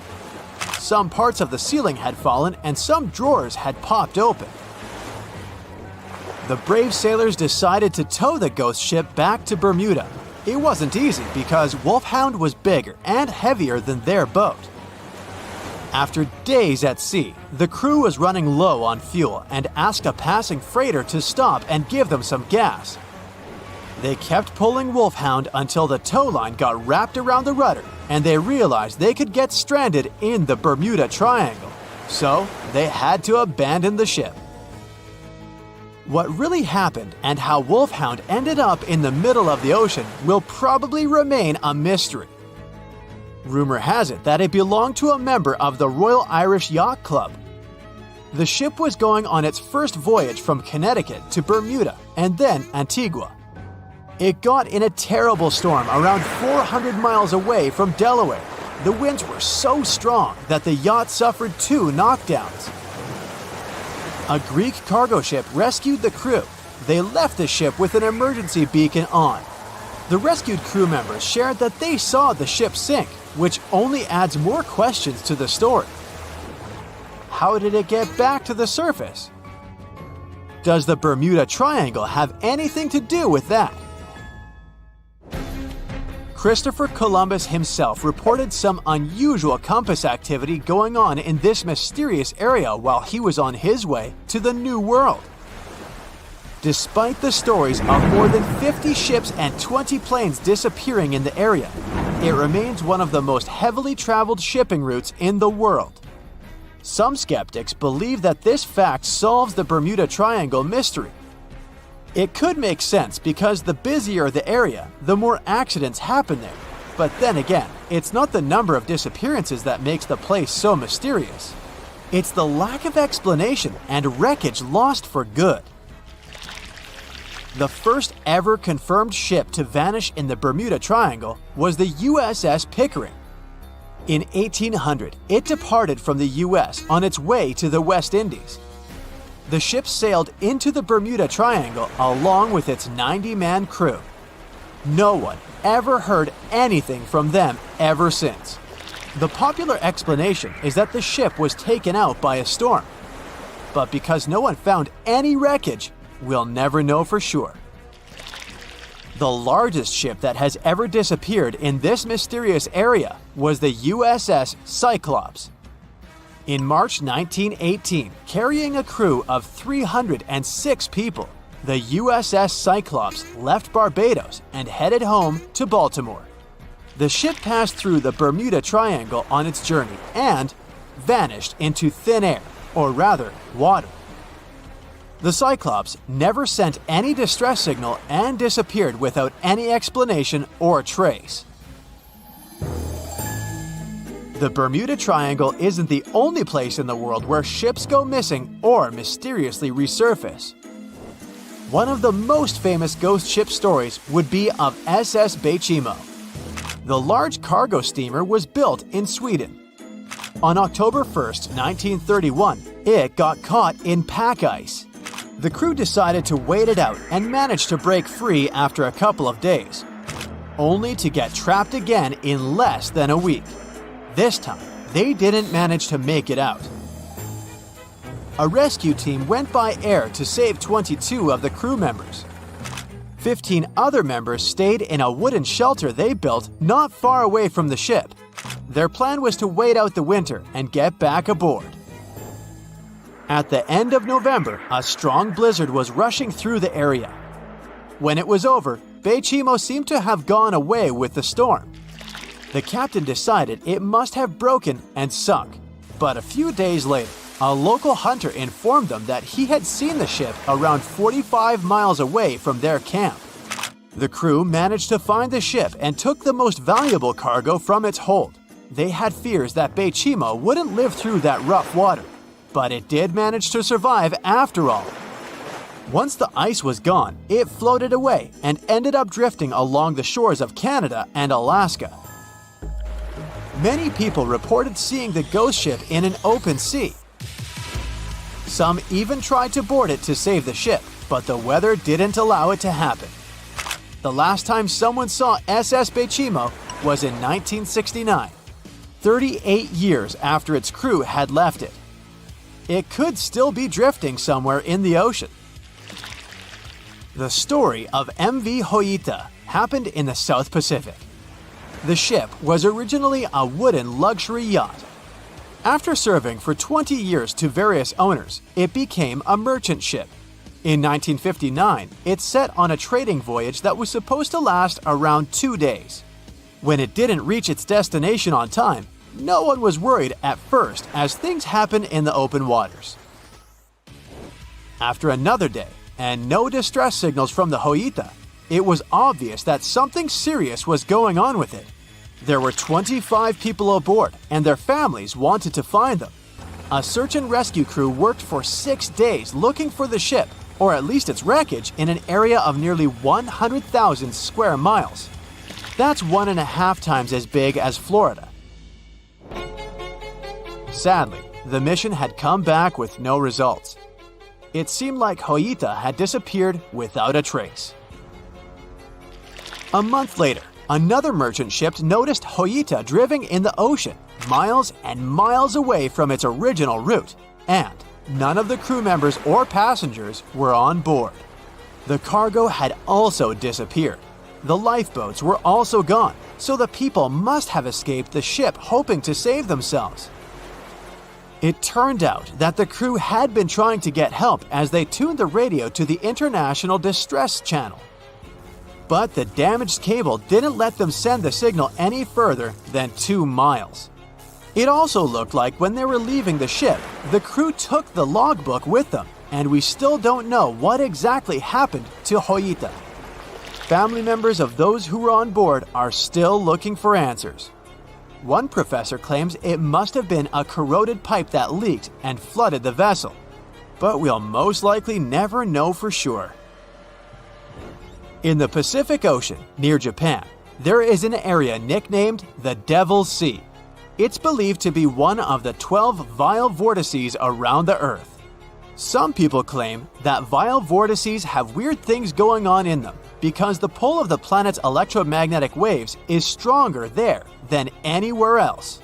The most famous ship that disappeared in the area was a fishery patrol vessel in 1952. The ship went there to investigate the vessels that went missing previously and disappeared along with 31 crew members. Scientists who don't believe it was a mysterious disappearance blame the underwater volcano eruption for what happened. More than 25 million people boarded cruise ships globally back in 2017. It may not seem like a lot, but that's more than the total population of Belgium. It's a great vacation alternative with an added bonus. You can sample various different destinations for future time off in one single trip. If you've already booked a trip on a cruise ship, but you still have no idea what you should pack, start with some research on your specific cruise location. Either way, be sure to bring deck-friendly shoes that are low-heeled. Also, add a pair that's comfortable to walk on larger distances for the days spent ashore. Depending on the season, you might want to add a few swimsuits too. If you're on any type of medication, make sure you bring it with you in its original packaging. If you're a light packer, don't worry. Most cruise ships come equipped with laundry rooms. They're kind of pricey, especially if you want your garments to be washed, ironed, and folded for you. But it does save you the extra hassle of packing more clothes or washing them for yourself. It's really important that you check in with your credit card company before boarding a ship, more so if your itinerary includes one or more foreign countries. Your credit card might get frozen if there's any unusual activity on your account. Most of these companies have algorithms that get triggered once there are charges from different countries in rapid succession, which is exactly what you'll be doing on a cruise ship. Letting them know beforehand saves you the embarrassment of having your card declined at some fancy restaurant. To make sure you get the best room, before booking it, check out the ship's deck plan. It should be available on their website. If it's peace and tranquility you're looking for, don't go for the rooms directly above or below any of the ship's entertainment points. Also, if you have a history of getting seasick, try to skip the rooms that are available at the front of the ship. Rather, go for those located in the middle of the ship on a lower deck. You'll feel less movement. If it's your first time going on a cruise, you might be surprised to know that some cabin rooms don't have windows. Before making a reservation, make sure to check out all the amenities of the room you intend to book. Most cruise liners add a bunch of pictures from the common rooms on their reservation pages, and it might be a bit confusing as to what you're getting exactly for that specific price point. Also, some rooms on board are quite small too. If you don't like to sleep in small spaces, you might want to upgrade to a larger room, even if it's a bit pricier. You can always split the cost with a friend if they want to join you on the cruise. With the help of modern technology, even if a specific location doesn't have windows, it doesn't mean you can't watch the waves. How, you might ask? Fancier cruise ships feature a secret added bonus. In the areas with no access to sunlight, specialists have built virtual balconies. These high-tech screens work by showing you what's going on outside in real time. They have an added benefit too. In case of bad weather, guests can still have a feel of the outdoors, without the wind or rain ruining their hair or their outfit. It may not be the real deal, but it still beats getting claustrophobic on board. planning on going on a budget cruise, it might not be such a bad idea, especially if you're on the lookout for last-minute upgrades. You might even end up vacationing like a millionaire without having to spend money like one. These upgrades sometimes include things like a private balcony in your room, maybe some spa services, or even better prices for high-end meals. If they aren't all booked by the time people board the ship, they might be open for the rest of the passengers for way better prices than initially listed. There might be hidden freebies on board if you pay close attention. Things like complimentary pastries on board late in the morning or a late-night cup of tea on the house might be some of the things offered to guests. You only need to ask. You might want to check out what other tourists are doing. Some people with more experience cruising can offer pretty great tips and tricks. Don't be afraid to start a conversation if you see someone getting something for free. Some cruise ships do go all the way on the fancy dial. They even have exclusive areas designed for guests staying in expensive suites. Most of the time, they're located at the top of the ship. On one particular cruise, these types of guests have designated staff members called Royal Genies, which are similar to butlers. They can cater to just a few cabins. Since the cruise line wants to divert other guests from asking them various questions, which will take time away from their assigned guests, the genies do not wear a name tag in public areas. Most common areas of cruise ships do require travelers to follow a dress code, but if you do your research in advance, you might find that some areas are more relaxed when it comes to what people need to wear. Most cruise ships require people to adhere to smart attire, which means pants with a collared shirt for men, or blouses and skirts, dresses, or stylish pants for the ladies. As for the travel destinations, be sure to research the ports you're about to visit in advance. You'll know what to wear, what the weather will be, and if you need to pack anything else, like an umbrella or a beach towel. Stops on cruises only last for a few hours in most cases, so you'll want to get the most out of them. If that specific location includes museums or art galleries you want to add to your checklist, be sure to book in advance so you don't waste time waiting in lines. Some cruise ships even provide their guests with private tours of the ports they're about to visit. Do make sure to book them in advance if this is something you might be interested in, as the list gets pretty full quite fast. Independent tours are a bit more private. You can spend time with your tour guide and even ask more questions.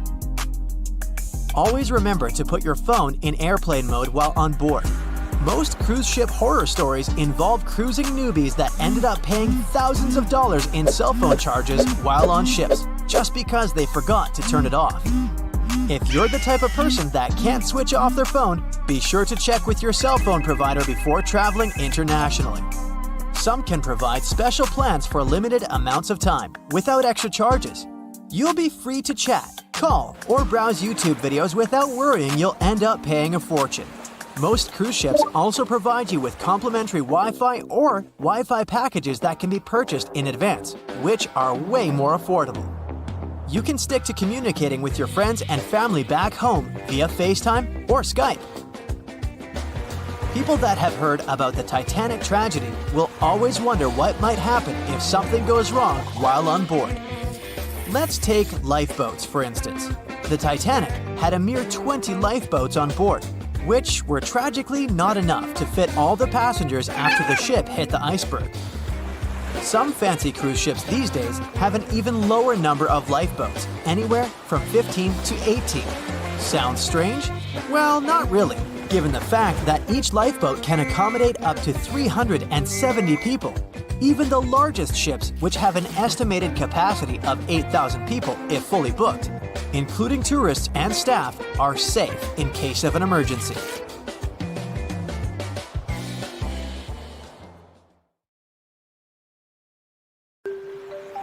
Ships have been around for at least 6,000 years, dating back to ancient Egypt. In the beginning, they were used for trading and exploring. Ships as an attraction became a thing only a bit over 100 years ago, but the first cruise ship wasn't the infamous Titanic as you might think. The first cruise ship that took passengers on a voyage was a German ship called Prinzessin Victoria Louise back in 1900, and it served for 6 years. Modern ships are of course more advanced, but they still have a limited lifespan. They usually serve for about 30 years. A ship much older than that isn't considered safe and stable anymore due to the metal fatigue, most often of the ship's hull. After ships finish their lifespan, they retire and get sent to a shipyard, where they get scrapped. Most famous and beloved ships have a better fate. They get turned into hotels and attractions. Since ships are extremely expensive to build, no wonder that they are so huge, often as long as 3 football fields and as tall as 20-story building. The companies want to accommodate as many passengers as possible, because it means better profits.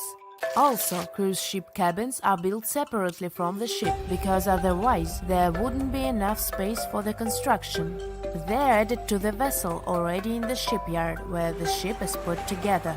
Quite often, different parts of the ship are even built by different companies. Voyages are fun, but if you need to get somewhere fast, cruise ships shouldn't be your first choice, because they are very slow. On average, they travel at the speed of just 23 miles per hour. Ships travel way slower than cars and planes, because they move huge amounts of water. Move on the ground and you're fast. Now step in a swimming pool and try to run there. It'll be way harder for you to do, and you'll be way slower, barely moving through. Now keep in mind that you are much smaller than a ship.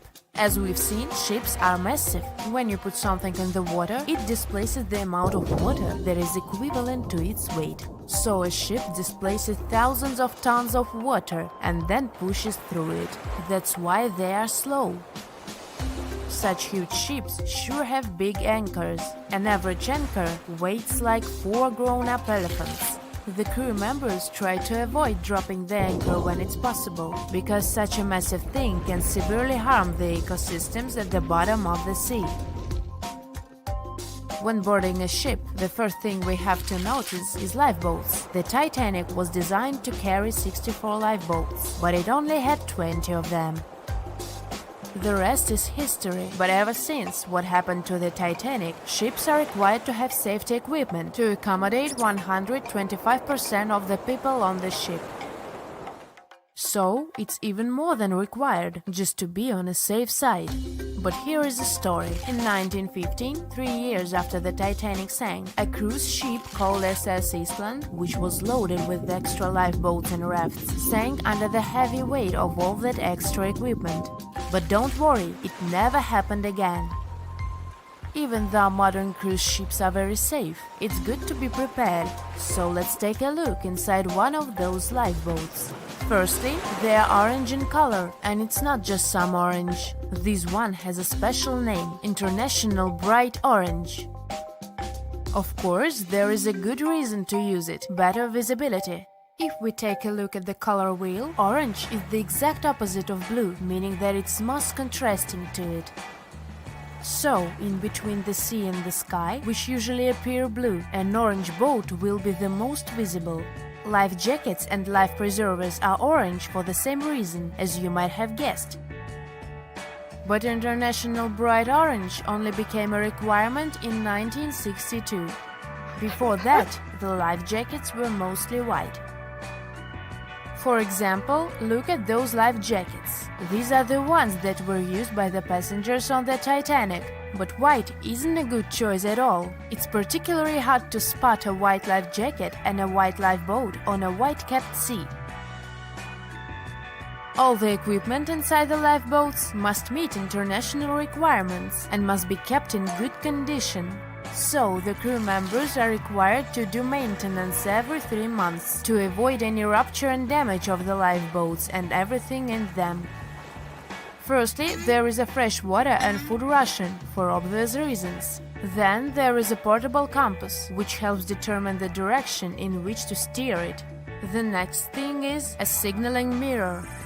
It's a device that allows the light to attract the attention of passing ships. A less expected thing inside is an embarkation ladder, a rope ladder with wooden or metal steps that are used to ascend or descend from one ship to another. And finally, there is a first aid kit. All cruise ships pick up stranded sailors and fishermen, and that happens quite often. So don't be surprised if your cruise ship stops in the middle of the sea to pick someone up. It's common practice. Ships can even change their course to pick up some stranded sailors if they get a distress call. Have you noticed that all ships, both cruise ships and container ships, always have the bottom of the hull painted red? Yes, it's a thing. In early times, when ships were mostly made of wood, sailors were painting the hulls with copper paint, because it was protecting the vessel from wood-eating worms, barnacles, and seaweed. The copper was the ingredient that was giving the paint that color. All this muck wasn't only impairing the vessel's structure, but was also increasing the drag, preventing the ships from moving as fast as they could have. So, protective paint is important to reduce the number of barnacles that get accumulated. These days, of course, hull-protecting ingredients can be added to any kind of paint, and there is no practical need to paint the bottom of the hull red, but it's still being done to honor the old tradition. Still, even the most modern paint doesn't allow to completely avoid the growth of barnacles on the hull. Also, most ports don't even allow you to scrape those off the hull once you dock. That's because the ships that arrive from faraway waters can bring along non-native species of seaweed and other organisms which can severely harm the local ecosystem. Crew members sleep in that lower part of the ship, the underwater one. It's called a B-deck, and there are dorm-style rooms in the hull just for the crew members. Also, you might have noticed that there are numbers painted vertically on the side of the hull. The red background helps them stand out more, which is important since those numbers are crucial. They help you understand how much load the ship is carrying. The more weight there is on board, the lower in the water the vessel will sit. If you watched movies about pirates or heard sailors talk, you might have noticed that the ships are referred to as she and often have female names. It is an old tradition to consider a ship as a female figure, most often a mother or a female deity that is guiding and protecting the crew. It is also believed that the name of the ship brings good luck to the ship, as well as to the crew and the passengers. People who spend their lives in the sea have many superstitions regarding boats. Finding a cat aboard is considered good luck, even if the cat is black. They are very handy because they hunt mice, therefore keeping the ship clean and safe. But bananas aboard is a no-no. It's especially common among fishermen. They believe that if there are bananas in the boat, the fish won't.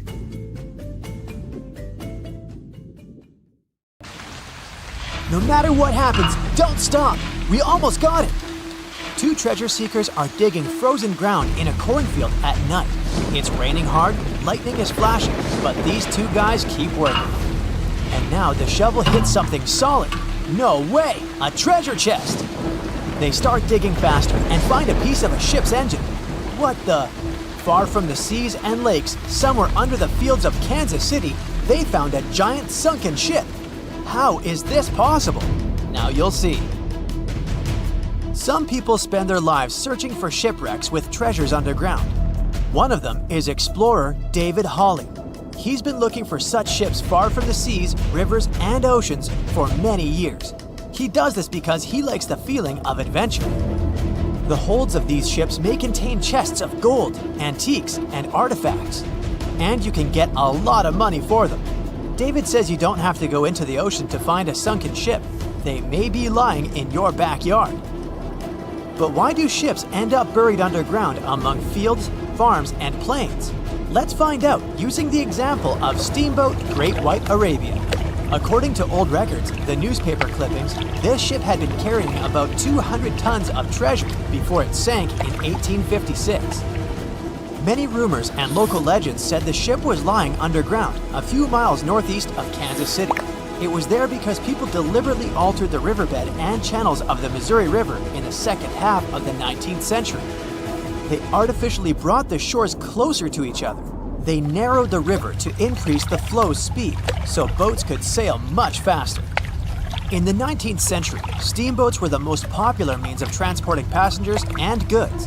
Before railroads, they extended the western border across the Mississippi and Missouri rivers and brought supplies to people. That's why it was so important to increase the speed of their movement. So, on September 5, 1856, Arabia was sailing along such an estuary. It came across a snag sticking out of the water. A piece of log quickly flooded the ship. Fortunately, all passengers were evacuated. But the steamer and its precious cargo reached the silt bottom of the Missouri River in a few minutes. Several years had passed. Everyone forgot about the vessel.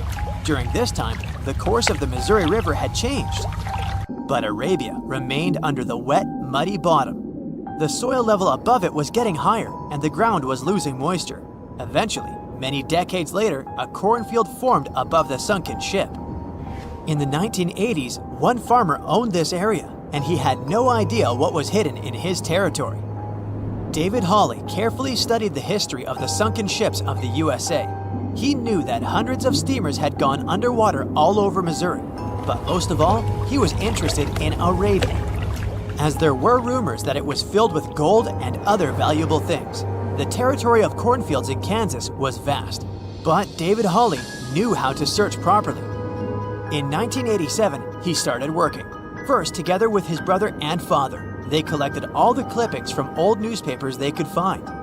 They were looking not only for information about the steamer, but also for maps of the Missouri River. They tracked its historical changes, checked the dates, and identified a large area where the steamer sank. Next, they used electromagnetic testing and other geological stuff to study the soil and find the right place. They searched for differences in ground moisture and density. Then, they went through the territory with powerful metal detectors. And so, by the fall of 1988, they had determined the location of the steamer. Arabia was the size of a football field. This gigantic vessel lay 45 feet underground, 4 stories down. But before they started excavating, they had to ask the owner of the cornfield for permission. For the farmer, this news was a big surprise. He agreed, on the condition that the excavations would be completed by spring so that he could sow a new crop.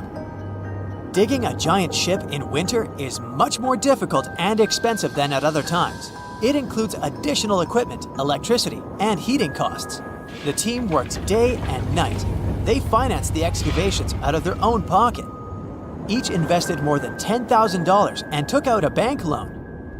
Finally, they noticed the first details of the ship. The shovels hit the huge engine boilers and the deck. The goal had been achieved. Most of the cargo lying inside the sunken ships is covered with rust, shells, mud, and is badly damaged. The contents of Arabia were in excellent condition, considering that the ship had sunk 130 years prior. Unfortunately, they didn't find the chests of gold. Still, they got several tons of other valuable cargo, household items of people who lived in the middle of the 19th century. It was a time capsule. The ship was carrying supplies for hundreds and thousands of people, and all these things were perfectly preserved. For example, they could clearly see the brand stamp Goodyear Rubber Company on one rubber shoe. The longer the excavations continued, the more things David and his team found. In the barrels, they found plates from the 19th century. They were intact and usable. Also, there were clean clothes, thousands of pairs of shoes, harpoons, frying pans, and umbrellas. The ship was carrying cargo to supply about 16 small towns. Yes, it's not gold, but such artifacts are also precious. The contents of the ship could be worth millions. However, the crew wasn't going to sell these things. They made a museum on the site of a former fruit market in Kansas City. If you go there, you will immediately feel like you're in a department store of the 19th century. There are thousands of items in good condition. Even the matches here are dry enough to light up. It took David many years to present the entire collection from the steamship. He values each of the items and doesn't want to sell them. Anyone can come here, pay for a ticket, and find themselves in the past.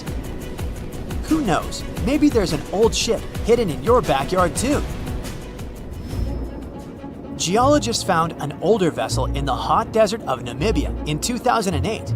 This ship sailed back in the days when pirates scared sailors on the seas, and now it's inside a dried-up lagoon. The ship sailed from Lisbon in 1533 and disappeared with the crew near a small diamond mining town. After almost 500 years, the hull had been badly damaged. Only the carcass of the ship remained, but the treasure hidden inside the vessel stayed intact. They carefully studied the boat for a long time, trying not to ruin anything. And then, 5 days later, they found a big old chest in the hold. Carefully opening it, they found gold coins there. Thus, the cost of the ship was estimated at about $10 million. The exact cause of the shipwreck is unknown, but experts believe the ship was destroyed by heavy cargo and bad weather. It went to the bottom of a lagoon that later became a desert. Some find an airplane in their backyard, others discover a ship, and one man found a passage to an ancient secret city in his house. This happened in Turkey in 1963. The owners of the building decided to make repairs. He went to his basement and knocked down the wall to turn this place into a living room. And so, behind one wall, he found a tunnel leading underground. The man thought it was some kind of a secret chamber. He went down there and realized it was something much more than that. It was an ancient city 18 floors deep. People built it in the years 780 to 1180 as a refuge from weather disasters and the invasion of enemies. This place also includes many underground tunnels that stretch for several miles in different directions. People could get to the town from different points using secret passages leading to these roads. The city can accommodate about 20,000 residents, livestock, and tons of food supplies. Archaeologists have also found a chapel, schools, stables, and public kitchens there. They say nothing is ever lost, and it's true. Let's discover ships frozen in time.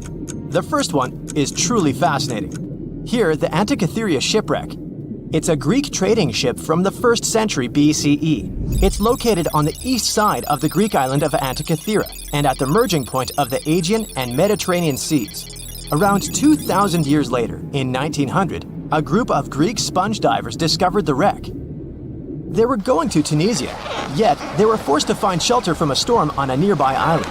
Since they couldn't go anywhere due to the storm, they decided to look for sponges until the weather got calmer. One of the divers discovered the shipwreck at depths of around 130 feet. Imagine someone going for a sponge hunt, but getting out to the surface with archaeological treasures. The captain of the sponge boat talked to the Greek officials about what they had found. The officials sent 2 ships to the wreckage. The salvage operation was successful, and discoveries are now in Greece's National Archaeological Museum in Athens. The findings included 3 life-sized marble horses, jewelry, coins, and hundreds of works of art, including a 7-foot-tall Colossus statue of Hercules. Among these treasures, Antikythera ephebe, a bronze statue of a young man, caught more attention. Because the ephebe doesn't comply with any familiar iconographic model, and there are no known copies of his type, he held a spherical object in his hand. Scholars have different theories of who that person could be, but they are not in a consensus yet. More than 70 years later, Jacques-Yves Cousteau and his team went to the area and recovered hundreds more artifacts and the remains of 4 people. Interestingly, they discovered a complex set of interlocking gears, capable of predicting the movement of the sun, moon, and several planets. The mechanism can also show the times of solar and lunar eclipses years into the future. Think of this Antikythera mechanism as an early computer calendar, to plan significant events like agricultural activities, religious rituals, and Olympic Games. These artifacts found in the Antikythera wreckage are some of the most important findings in modern archaeology. Just the Antikythera mechanism itself has changed our perception of the limits of ancient technology. The mechanism has a sophisticated design and was made over 1,000 years ago. After all these amazing discoveries, experts believe that the wreckage site has remained largely unexplored, and is mostly because of its location and the landscape of the seafloor on which the ship rests. The wreck is too deep for scuba divers but too shallow to use something like a submersible. A survey made on the seafloor in 2012 showed evidence of a second wreck about 800 feet to the south. It's clear that this area has a lot to offer humanity. what would happen if those sponge hunters didn't go to the area? Scientists found a shipwreck in Antarctica at the bottom of the Weddell Sea 107 years after it sank. The name of the ship was Endurance, and it was the lost vessel of Antarctic explorer Sir Ernest Shackleton. Scientists who laid eyes on it decades later say it is among the greatest undiscovered shipwrecks ever. That is why they filmed the whole discovery. The video shows the remains of the Endurance and proves it is still in remarkable condition. It has been sitting in 10,000 feet of water for over a century, yet it looks like it sank very recently. So the story goes like this. The ship was crushed by ice and sank in 1915. Shackleton and his crewmates had to escape by themselves in small lifeboats. From then on, it was all about survival. Shackleton imagined to get his crew to safety. Then, the ship sank. Yes, this is a pretty impressive story. But why did scientists prize this ship? Firstly, Shackleton's Imperial Trans-Antarctic Expedition sailed to make the first land crossing of Antarctica. Yes, the crew was trapped in ice, but the intention was important. Secondly, it's about the challenge itself of finding the shipwreck. The Weddell Sea is almost always covered in thick sea ice. You know, the same ice that made the Endurance sink. Getting near the presumed sinking location is super hard, let alone being able to conduct research. Experts of the modern expedition team foresaw the time when the lowest extent of Antarctic sea ice would come using satellite images. They realized that the weather was in their favor to start an expedition. Dr. John Shears said that they have successfully completed the world's most difficult shipwreck search, fighting against constantly shifting sea ice, blizzards, and temperatures decreasing to negative 0.4 degrees Fahrenheit. Yeesh, I can't imagine the worst conditions in Antarctica if these conditions are in their favor. Lastly, look at this. It's timbers. They're very much intact. Plus, you can read the ship's name. It's still visible. Marine archaeologist Menson Bound says that this is the finest wooden shipwreck he has ever discovered. He has 50 years of career experience, so I believe the guy. So how come the wood is not rotten? Dr. Michelle Taylor, a deep-sea polar biologist, said that there has been little wood deterioration because the wood-munching animals are not in this forest-free region of Antarctica. Workers of a coal mine in East Serbia discovered 3 shipwrecks that had been there for at least 1,300 years. The largest shipwreck is an ancient Roman fleet. It's around 50 feet long with a flat bottom. It's estimated that the ship could carry a crew of 30 to 35 people. Looking at its hull, you can see the marks of repairs. Wow, this one had a lengthy career. You know, it gives us insight into more than 1,000 years ago. The 2 smaller vessels, on the other hand, match descriptions of boats used by Slavic groups to attack the Roman frontier. These 2 have been discovered under mud and clay in an ancient riverbed. Apparently, in those times, there was a Roman base in a place called Viminacium City. Interestingly, Viminacium was a provincial capital with an estimated 40,000 inhabitants in the 4th century CE. For comparison, it was even larger than Pompeii. The Kostelach coal mine is a center of hidden gems. Archaeologists had found evidence of ancient human and animal activity here before. For instance, in 2012, experts found bones of at least 5 woolly mammoths, which went extinct about 10,000 years ago. Canadian archaeologists found a ship 150 years after it went missing in the Canadian Arctic waters.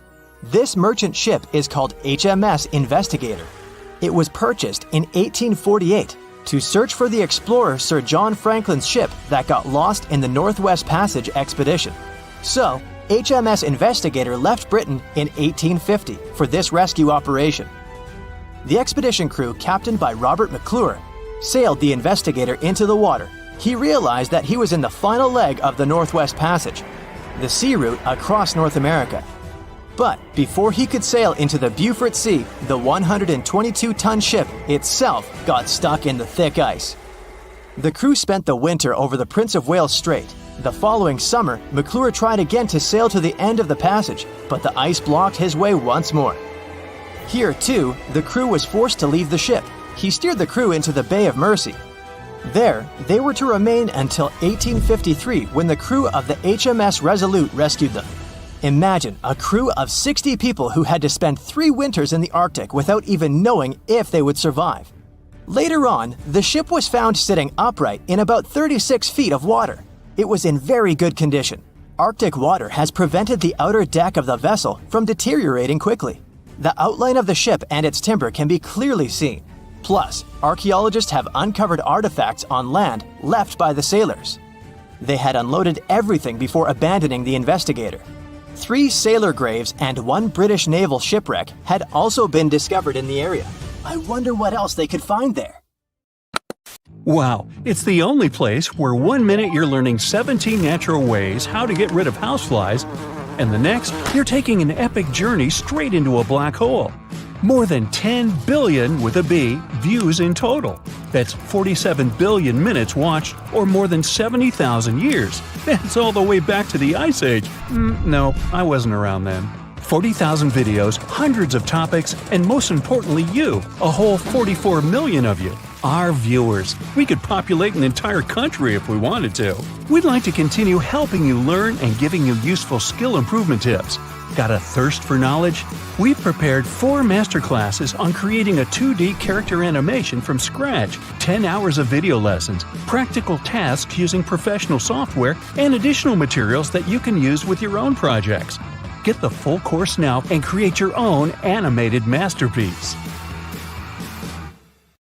The year was 1854, and the SS Arctic, the fastest passenger liner of its time, set out to cross the Atlantic.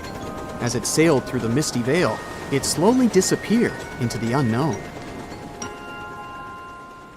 The Collins Line, an American shipping company, was started in 1818 and only began seriously trading in the transatlantic by 1835. Its steamships crossed the Atlantic from Liverpool to New York within just 10 days. Doesn't sound like a great speed today, I know, but back then, the same thing took other ships several weeks. Light on the water with their wooden hulls, powering through with a strong steam engine, those steamships were the favorite choice for many high-profile people. What could go wrong with such an advanced ship, they thought. This reminds me of some other ship everyone believed to be unsinkable. But anyway, back to the Collins Line. It grew to be a serious contender on transatlantic routes, with only one other competitor, the Cunard's Line. It was a British company also aiming to be the main force through the Arctic Passage. In 1835, the company received a new ship that traveled to Liverpool and came back to New York with the largest cargo ever at that time. From then, the Collins Line was steadily growing. It seemed like there would only be future successes for it. Unfortunately, their lavish ships became costly to run with the amount of coal used. Massive power along with weak wooden hulls meant they needed many repairs after each voyage. So, every trip ended up being expensive. But since the ships were safe and had a great reputation, people were willing to pay the price, and the company was definitely not in crisis. They had achieved something no one had managed to do before them. Like I told you, their ships crossed the Atlantic in a whopping 10 days, and Edward Collins, the owner, was very determined to maintain the pace. Their 5 ships easily outran the Cunard's Line of only 3. With this great praise, it provided more attention. Though the Cunard's ships were slower with their iron hulls, they believed there was still profit, regardless of how slowly they sailed. Among Collins' ships, the Arctic, the third of them to be launched, was the largest, reaching 284 feet long, with 2 side-lever steam engines, each with 1,000 horsepower. The paddle wheels made 16 revolutions a minute when at full speed. At the time of its launch, the press called it the most stupendous vessel ever constructed in the United States. But glamour and fame couldn't avoid what would come next. On the 27th of September, the Arctic was on its journey from Liverpool to New York, continuing a speed pace through the thick fog. It's possible that by that moment, after 4 years of record-breaking trips, the crew became overconfident with their sailing and the ship. Going only 50 miles from Newfoundland, they carelessly continued through the fog with no radio contact, sonar, or any other form of identifying objects, equipped only with Morse code. A smaller ship, the SS Vesta, which operated as a fishing vessel, often worked around Newfoundland. It was passing through the same path as the Arctic and crashed into its side. Shocked by the collision, the captain of the Arctic offered help to the much smaller Vesta, but it was soon clear that the damage that seemed minor on the Arctic was far worse. Beneath the waterline, a hole was letting water into the hull. The cost of the much faster wooden hull now seemed less valuable. They steered toward land, trying to plug the holes, but they weren't doing so well, and the seawater continued to pour in, filling up higher and pushing the ship down. And finally, once the engine room was full, it put out the boilers, taking away the massive power the Arctic was once legendary for. They moved slowly until coming to a complete stop. The ship continued to sink, and the order was to abandon it. At the time, maritime law allowed for the Arctic to carry only 6 lifeboats, only capable of saving 180 people. The crew and some of the passengers managed to push their way aboard and took most of the seats on those boats. Things were pretty wild, and everyone forgot about their manners, not letting the ladies and the youngest ones board first. It took 4 hours for the Arctic to sink. 150 crew and 250 passengers were on board. Those that weren't able to find a lifeboat made a desperate attempt to build their own rafts from parts of the ship. 2 days later, only 3 boats made it safely to the shore. The other 3 were never found. Believe it or not, the rescue party also saved some people that had been clinging to the wreckage for 2 days. Unlike the crew, the captain went down with the Arctic, but amazingly survived. He would be only one of 85 people that made it out of the 400 on board. When the news arrived 2 weeks later, the public responded with great sadness to the losses. Great anger soon followed towards the poor safety measures in the crew. The press published demands to change the laws for more lifeboats. It only made sense to have enough for every person on board a ship. But they ignored those requests. This neglect would lead to more disasters in the future. Enough lifeboats would only come into maritime law some 60 years later, after the disaster of the Titanic. Edward Cullen's wife and 2 children were also aboard the ship and didn't return. He was heartbroken, but didn't stop running his business. The Collins line still had a reputation to uphold, the biggest, fastest, and most luxurious on the Atlantic. Edward Collins would now build an even better ship than any other.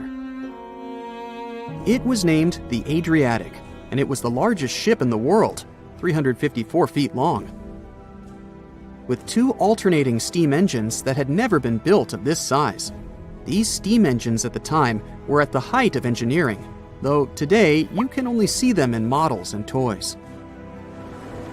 With the new addition of 2 masts, the Adriatic would also be able to sail if needed. Luckily, they made some lessons from the disaster of the Arctic. But before their new ship, the Adriatic, was built, another disaster had occurred. The sister ship of the Arctic had also sunk. They believed this second ship was desperate to stay in front of the Cunard's line and hit an iceberg somewhere during the race. This weird contest took the lives of 141 people. The desperation of Collins and his weakly built hulls pushed the company towards bankruptcy in 1858. The newly built Adriatic, costing over $1 million, had only made 1 voyage in the end. And even that voyage was considered a disaster. The ship collided with a tugboat. It still managed to finish its maiden voyage at a suitable time. After the company had gone bankrupt, they had to sell the ship for only $50,000. They removed the great giant engines, replacing them with only sails. Although it was once the greatest ship on the high seas, it was only 30 years later until it was abandoned, labeled irreparable, and anchored in a river. The other remaining ships were also sold and only used for parts. Edward Collins left the industry altogether, seeking work on dry land instead. As the Collins line was no longer in the mix, the Cunards would grow in strength. Without competition, they would win the Blue Riband for the next 30 years, and 180 years later, after producing hundreds of ships. They still have a constant presence on the seas as they provide transatlantic crossings, world voyages, and leisure cruises. To this day, the Cunard Line is the only one to run ships between Europe and America, and it's great proof that it's not always the fastest that's the best. Thick fog is rising over the ocean as the sun is slowly sinking towards the horizon.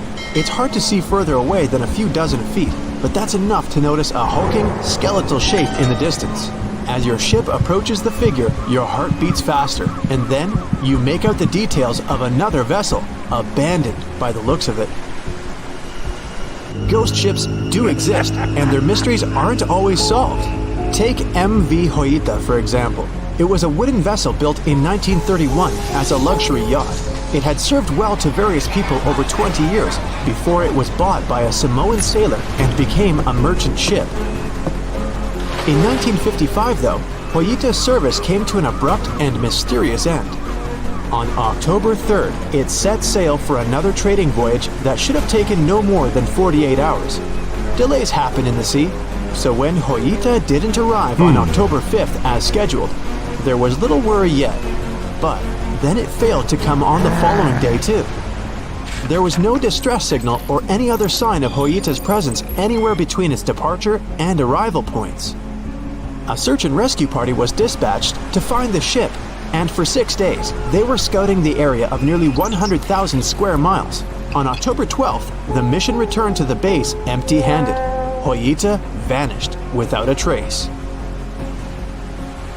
It was only a month later that another merchant ship, Tuvalu, noticed the missing vessel far away from its route, drifting in the open sea and listing heavily. The sailors boarded the ship and found that all of its crew and passengers, 25 people total, were missing, along with all the cargo the vessel had been carrying. The radio was tuned to the International Distress Channel, meaning that the crew had been trying to ask for help, but they couldn't reach anyone because the radio cable had been damaged, limiting the range to 2 miles. The lifeboats were missing as well, indicating that people on board must have left the ship. Unfortunately, they seem to have taken the logbook with them, leaving the rescue team clueless as to what had happened. Even today, the mystery of MV Hoita hasn't been solved yet. No one knows where the crew and passengers had gone and what had caused them to leave. SV Carol A. Deering wasn't a ghost ship in the usual sense of the word. There are no sightings of it in the open sea. Instead, it was found on the shore, but the circumstances of it running aground are a puzzle shrouded in mystery. Carol A. Deering was built in 1919 in Maine, and it was a large vessel made for commercial voyages. Unfortunately, despite its large cost of construction, it had only served for a year before its last trip. July 19, 1920. The ship was traveling from Puerto Rico to Rio de Janeiro via Newport News to deliver a cargo of coal. It was almost halfway to the final destination when the captain fell seriously ill, and the crew turned back to drop him and his son off and replace the captain. The voyage went without incident, but when it came to Barbados in December to resupply, there were strange moods among the crew. The first mate didn't seem to be happy with the new captain. No one paid much attention to it back then, when they probably should have. The last sighting of Carol A. Deering at sea was on January 28, 1921, when a lightship noticed it off the coast of North Carolina. There was some commotion on the quarterdeck of the ship, where the crew were normally not allowed. Then, another vessel sighted it, but there was already no one on the decks.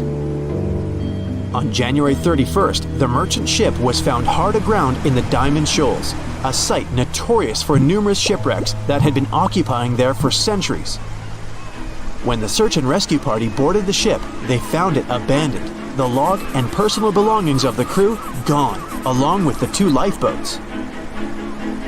There is still no answer to what happened on board of Carol A. Deering that January, although the most popular version was mutiny. Maybe we'll never find out the truth though. SS Bechimo is perhaps one of the most notable ghost ships in history. This large cargo steamer was built in 1914 in Sweden and plodded its way dutifully over 16 years, trading provisions for pelts with native tribes of Alaska and Canada. But then, on October 1st, 1931, Bechimo got caught in pack ice. At first, it seemed the crew would be able to wait it out and continue on their route because the ship broke free in a couple of days. But in less than a week, it became caught again, this time for good. In another week, a rescue party was sent to fetch 22 of the Bechimo's crew, while another 15 remained behind to wait through the winter if necessary and get the ship back. But a month later, after a powerful blizzard struck their camp, the sailors went out of their shelters only to find the ship gone. Luckily, a few days later, a native hunter told the Bechimo hadn't been lost yet. He'd seen it about 45 miles from where they had been stationed. They managed to track it down, but decided the ship wouldn't survive the winter. So they took the most valuable cargo from its hold and abandoned it. They were wrong though. SS Bechimo did survive that winter, and many more that followed. When the ice broke, it sailed away on its own, drifting listlessly along the shores of Canada and Alaska. There were numerous sightings of the ghost ship, sometimes adrift in the open sea, and at other times stuck in the pack ice again. People attempted to board and salvage it, but weather conditions or lack of equipment always prevented them. SS Bechimo was last sighted by native Alaskans in 1969, 38 years after its abandonment. What became of it later remains unknown. The story of SS Orang Medan is one of the most puzzling and harrowing ghost ship stories of the 20th century. No one even knows for sure if the ship even existed in the first place. It wasn't recorded in Lloyd's Shipping, the International Register of Ships, which makes it either a tall tale or a vessel that avoided being officially recognized for some shady reasons. In any case, the accounts as to what happened to the Medan vary. According to most reports, it was carrying some unknown cargo in the Indonesian waters when a distress call was received by another ship in the vicinity. The officer on duty heard an SOS message, but its contents are different depending on the accounts. The message did not repeat, and the crew of Medan didn't answer to any attempts to contact it back. The ship that received the distress call hurried to the rescue, but they only reached the vessel the following day, when it was already drifting and slightly listing. When the rescuers boarded the ship, they found that none of the crew had survived. However, one lifeboat was missing, which implied that there was at least one crew member who managed to escape. What happened to the rest of the people on board remains a mystery to this day. Still, there are no hard facts about this story, so we might never find out whether SS Orang Medan was actually a ship and not a thing of fiction. SV Zabrina was a three-mast sailing barge built in 1873 for river trade ships in South America. She served for well over 4 decades, proving to be a sturdy and reliable ship. It was later transferred to Europe, where it continued serving its purpose well. But then, in October 1917, Zabrina set sail on a regular voyage only to be found ashore several days later. Mysteriously, although the ship was perfectly intact, the entire crew of 5 and the captain were gone. There is no direct evidence or hard facts as to what really happened that day. The most convincing theory is that the crew were washed away from the deck because of an underwater explosion. And then the ship sailed ahead without them. But the truth, as always, remains unknown. It's 2018. You get up early in the morning to go ashore and catch some fish. You come to the spot you were yesterday, throw the hook into the sea, and wait. The float is twitching. You've caught some fish, but hey, hello? Why aren't you doing anything? Right now, you don't care about the fish. You're looking at something in the distance.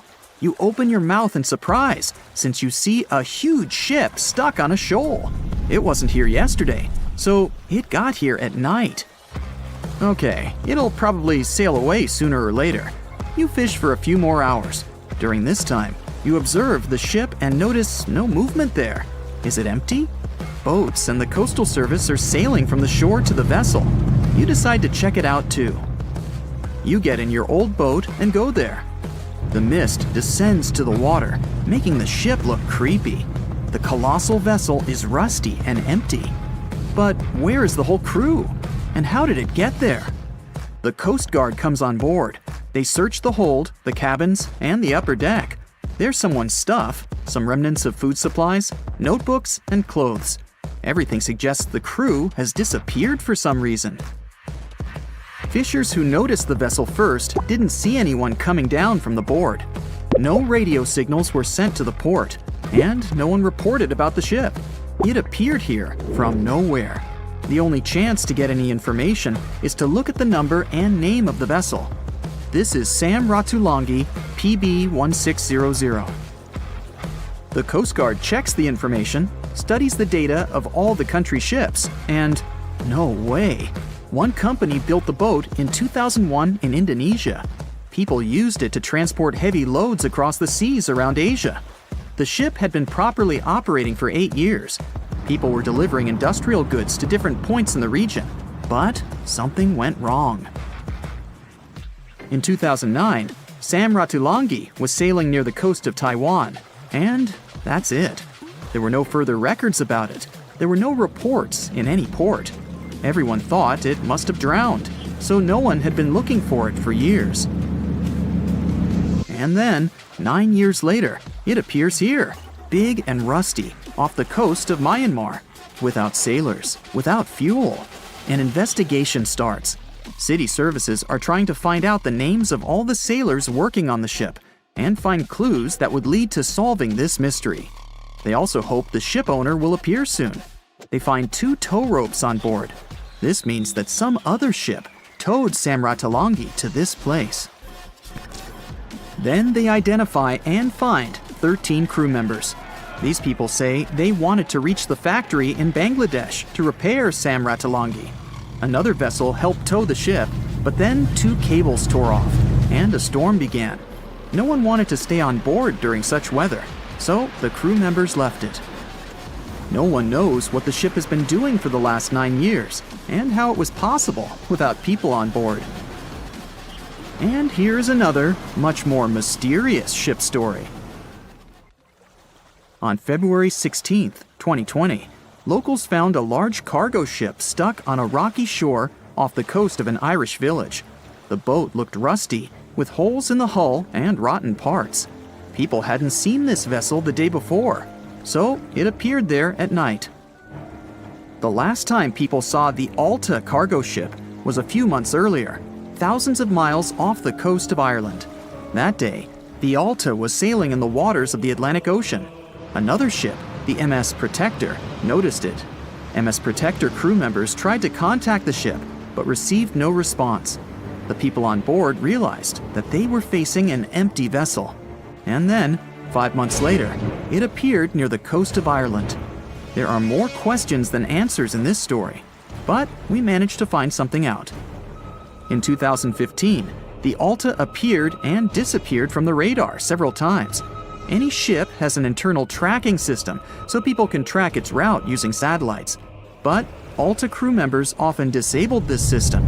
Perhaps they were engaged in some illegal activity. Anyway, in 2017, the ship often sailed between the ports of Greek islands. Then, the tracking signal disappeared and appeared only 10 months later, off the coast of North Africa. During this time, the ship changed several flags. In September 2018, the Alta was southeast of Bermuda and headed for Haiti. Then, the crew started facing problems.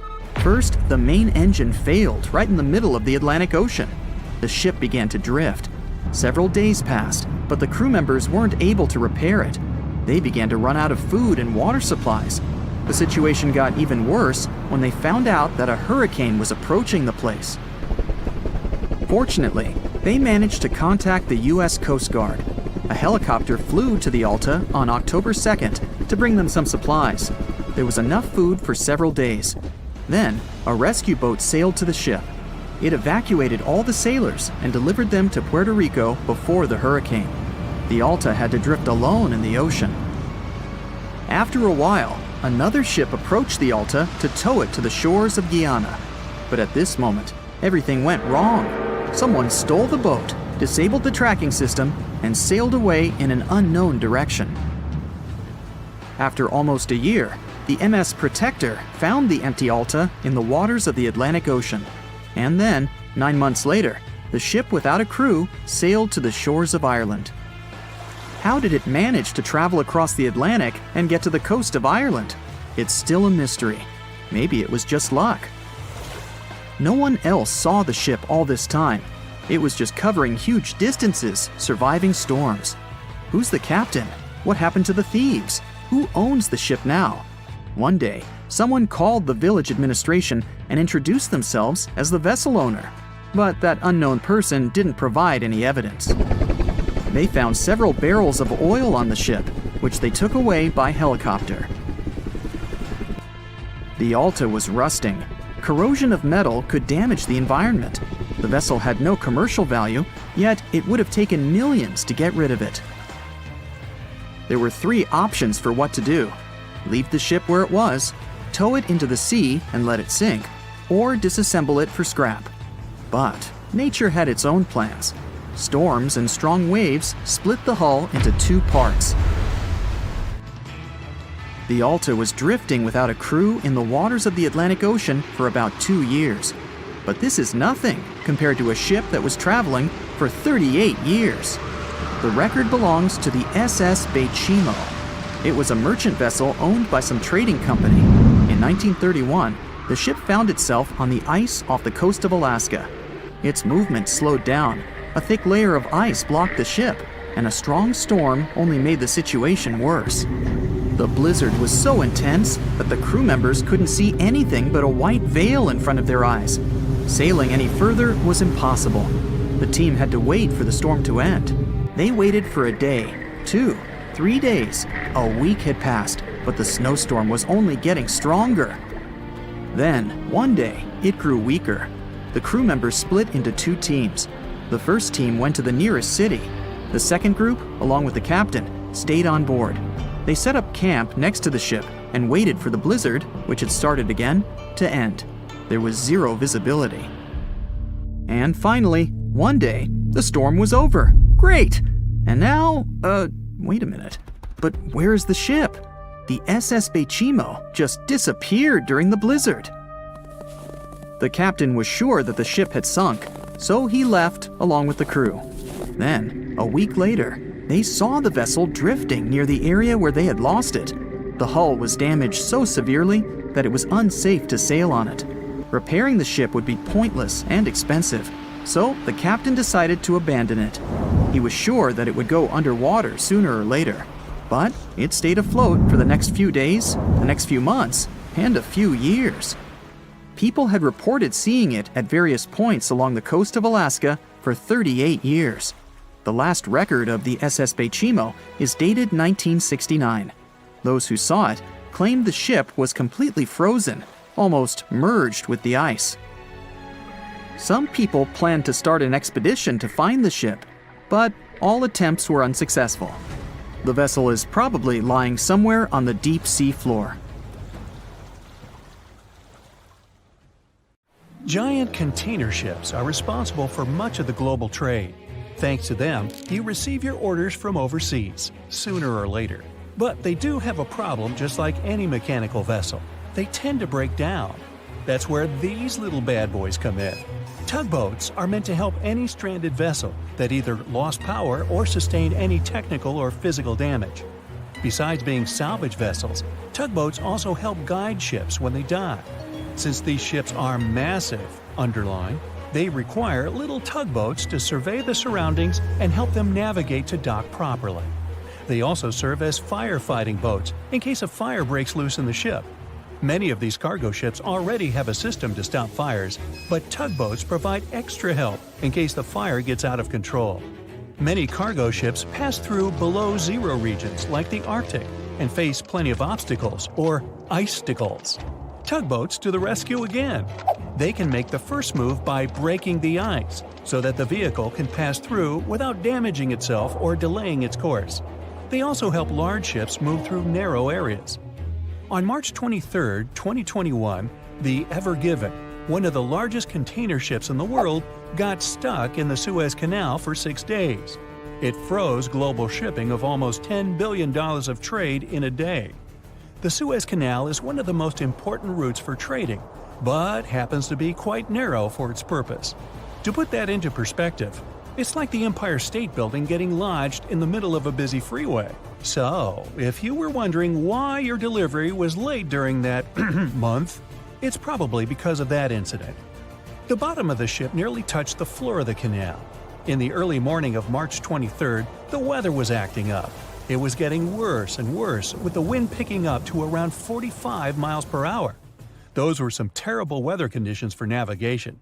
That should have been the first red flag, but the Canal Authority didn't have a system for monitoring weather conditions or warning ships about them. The captain, Krishnan Kantavel, ignored the signs and decided just to go with it, not knowing the perils and the consequences ahead. The Egyptian pilots that were assisting with the navigation failed to provide proper instructions. As a result, the ship became jammed diagonally, essentially blocking the whole canal. The canal authorities didn't provide tugboats for some reason, which is why it was stuck for 6 days. Things were so bad, they had to bring excavation diggers to remove some land for the ship to properly turn back to normal. So, these little tuggers are really important for world trading to work. The vessels are getting bigger and bigger, with the world depending on import and export more than ever. They're built for going long distances rather than maneuvering in tight spaces and corners. The tugboats are surrounded by a material that won't scratch or damage the vessel, kind of like bumper cars at the carnival. They can either push or pull. But one thing's for sure, more than one is needed to help a ship get back on its aquatic feet. Ships don't have a lot of water passing over the rudder for them to turn quickly, and they risk damaging the engine if they push it too hard. They can either tow it directly or indirectly. The tug is pulling the vessel either in front of it or from side to side. They can also push it from one side to another. These tiny boats are like ants compared to giant ships. Their success secret is that they're floating on the water, which means there's no solid foundation for them to struggle. As a result, pushing and pulling is easy. Many newer tugboats have 2 large diesel-powered engines.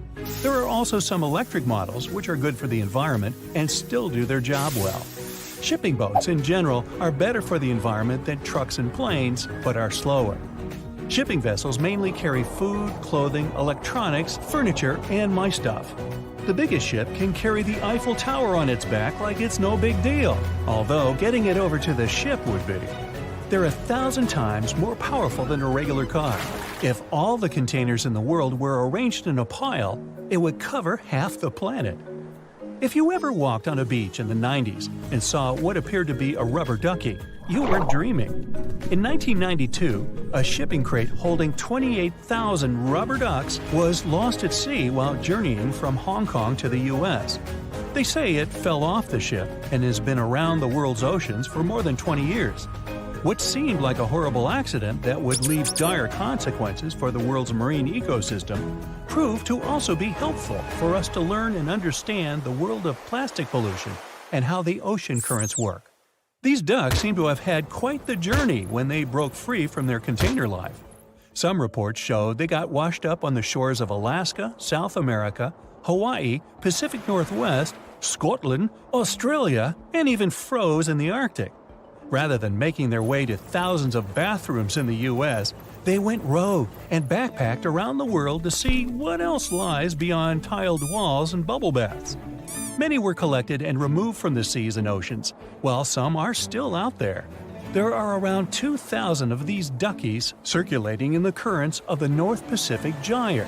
In case you were wondering, that's a place where the currents meet and whirl with one another between Japan, Alaska, Kodiak, and the Aleutian Islands. They've even created a website to track these ducks down with a contact form that lets people inform of one or many ducks they find across the world. But who knows? Maybe we'll never recover every single duck that was lost at sea at the time. This is just one incident out of many. Studies show that at least 2,000 to 10,000 shipping containers are lost at sea every year. Many containers that do slip off and fall into the sea don't always sink to the bottom. They're floaters. On the downside, they don't float high enough to become colorful islands that are easy to notice. They float like icebergs, with just the top of the container showing, which means that any passing ship or boat won't see it from above. If they pass through it, then significant damage can happen to the ship. They can't stay floating forever, so they end up sinking after many days of being suspended in the open water. Some people have even seen shipping containers washed up on shore after being stranded at sea. These bad boys have been made to last for a very long time. If you take proper care of them, the life expectancy of each container can stretch for more than 20 years. It's pretty amazing that they travel all over the world and are filled and refilled with new items many times. They go through all sorts of weather conditions and have to survive in different climates. Many modern houses are made out of retired shipping containers designed with a nice aesthetic touch. Shipping container houses provide the exact same living conditions, except they look cool. Besides looking cool, they're economically friendly compared to regular houses. You can save plenty of money with the structure pretty much halfway done. All that's needed is just a little foundation and a few adjustments here and there, and boom, you've got yourself a house. You're also doing the world a favor by contributing to the environment. Those homes are recycled containers that have just been refurbished and polished for anyone to live in. They're good enough to live in freezing conditions and scorching weather. The industry is booming, so you can have your new home delivered to you within 10 weeks. You can customize it before they build it for you. It's easy to transport since it's not heavy, it's just bulky. You can predict your cost without the surprise payments that might follow. Many of these containers start their journey in a steel yard and travel all over the world. And in the end, they retire in a nice piece of land and host families that will get to be a part of their history. Wow, I can hardly contain myself. That's it for today. So hey, if you pacified your curiosity, then give the video a like and share it with your friends.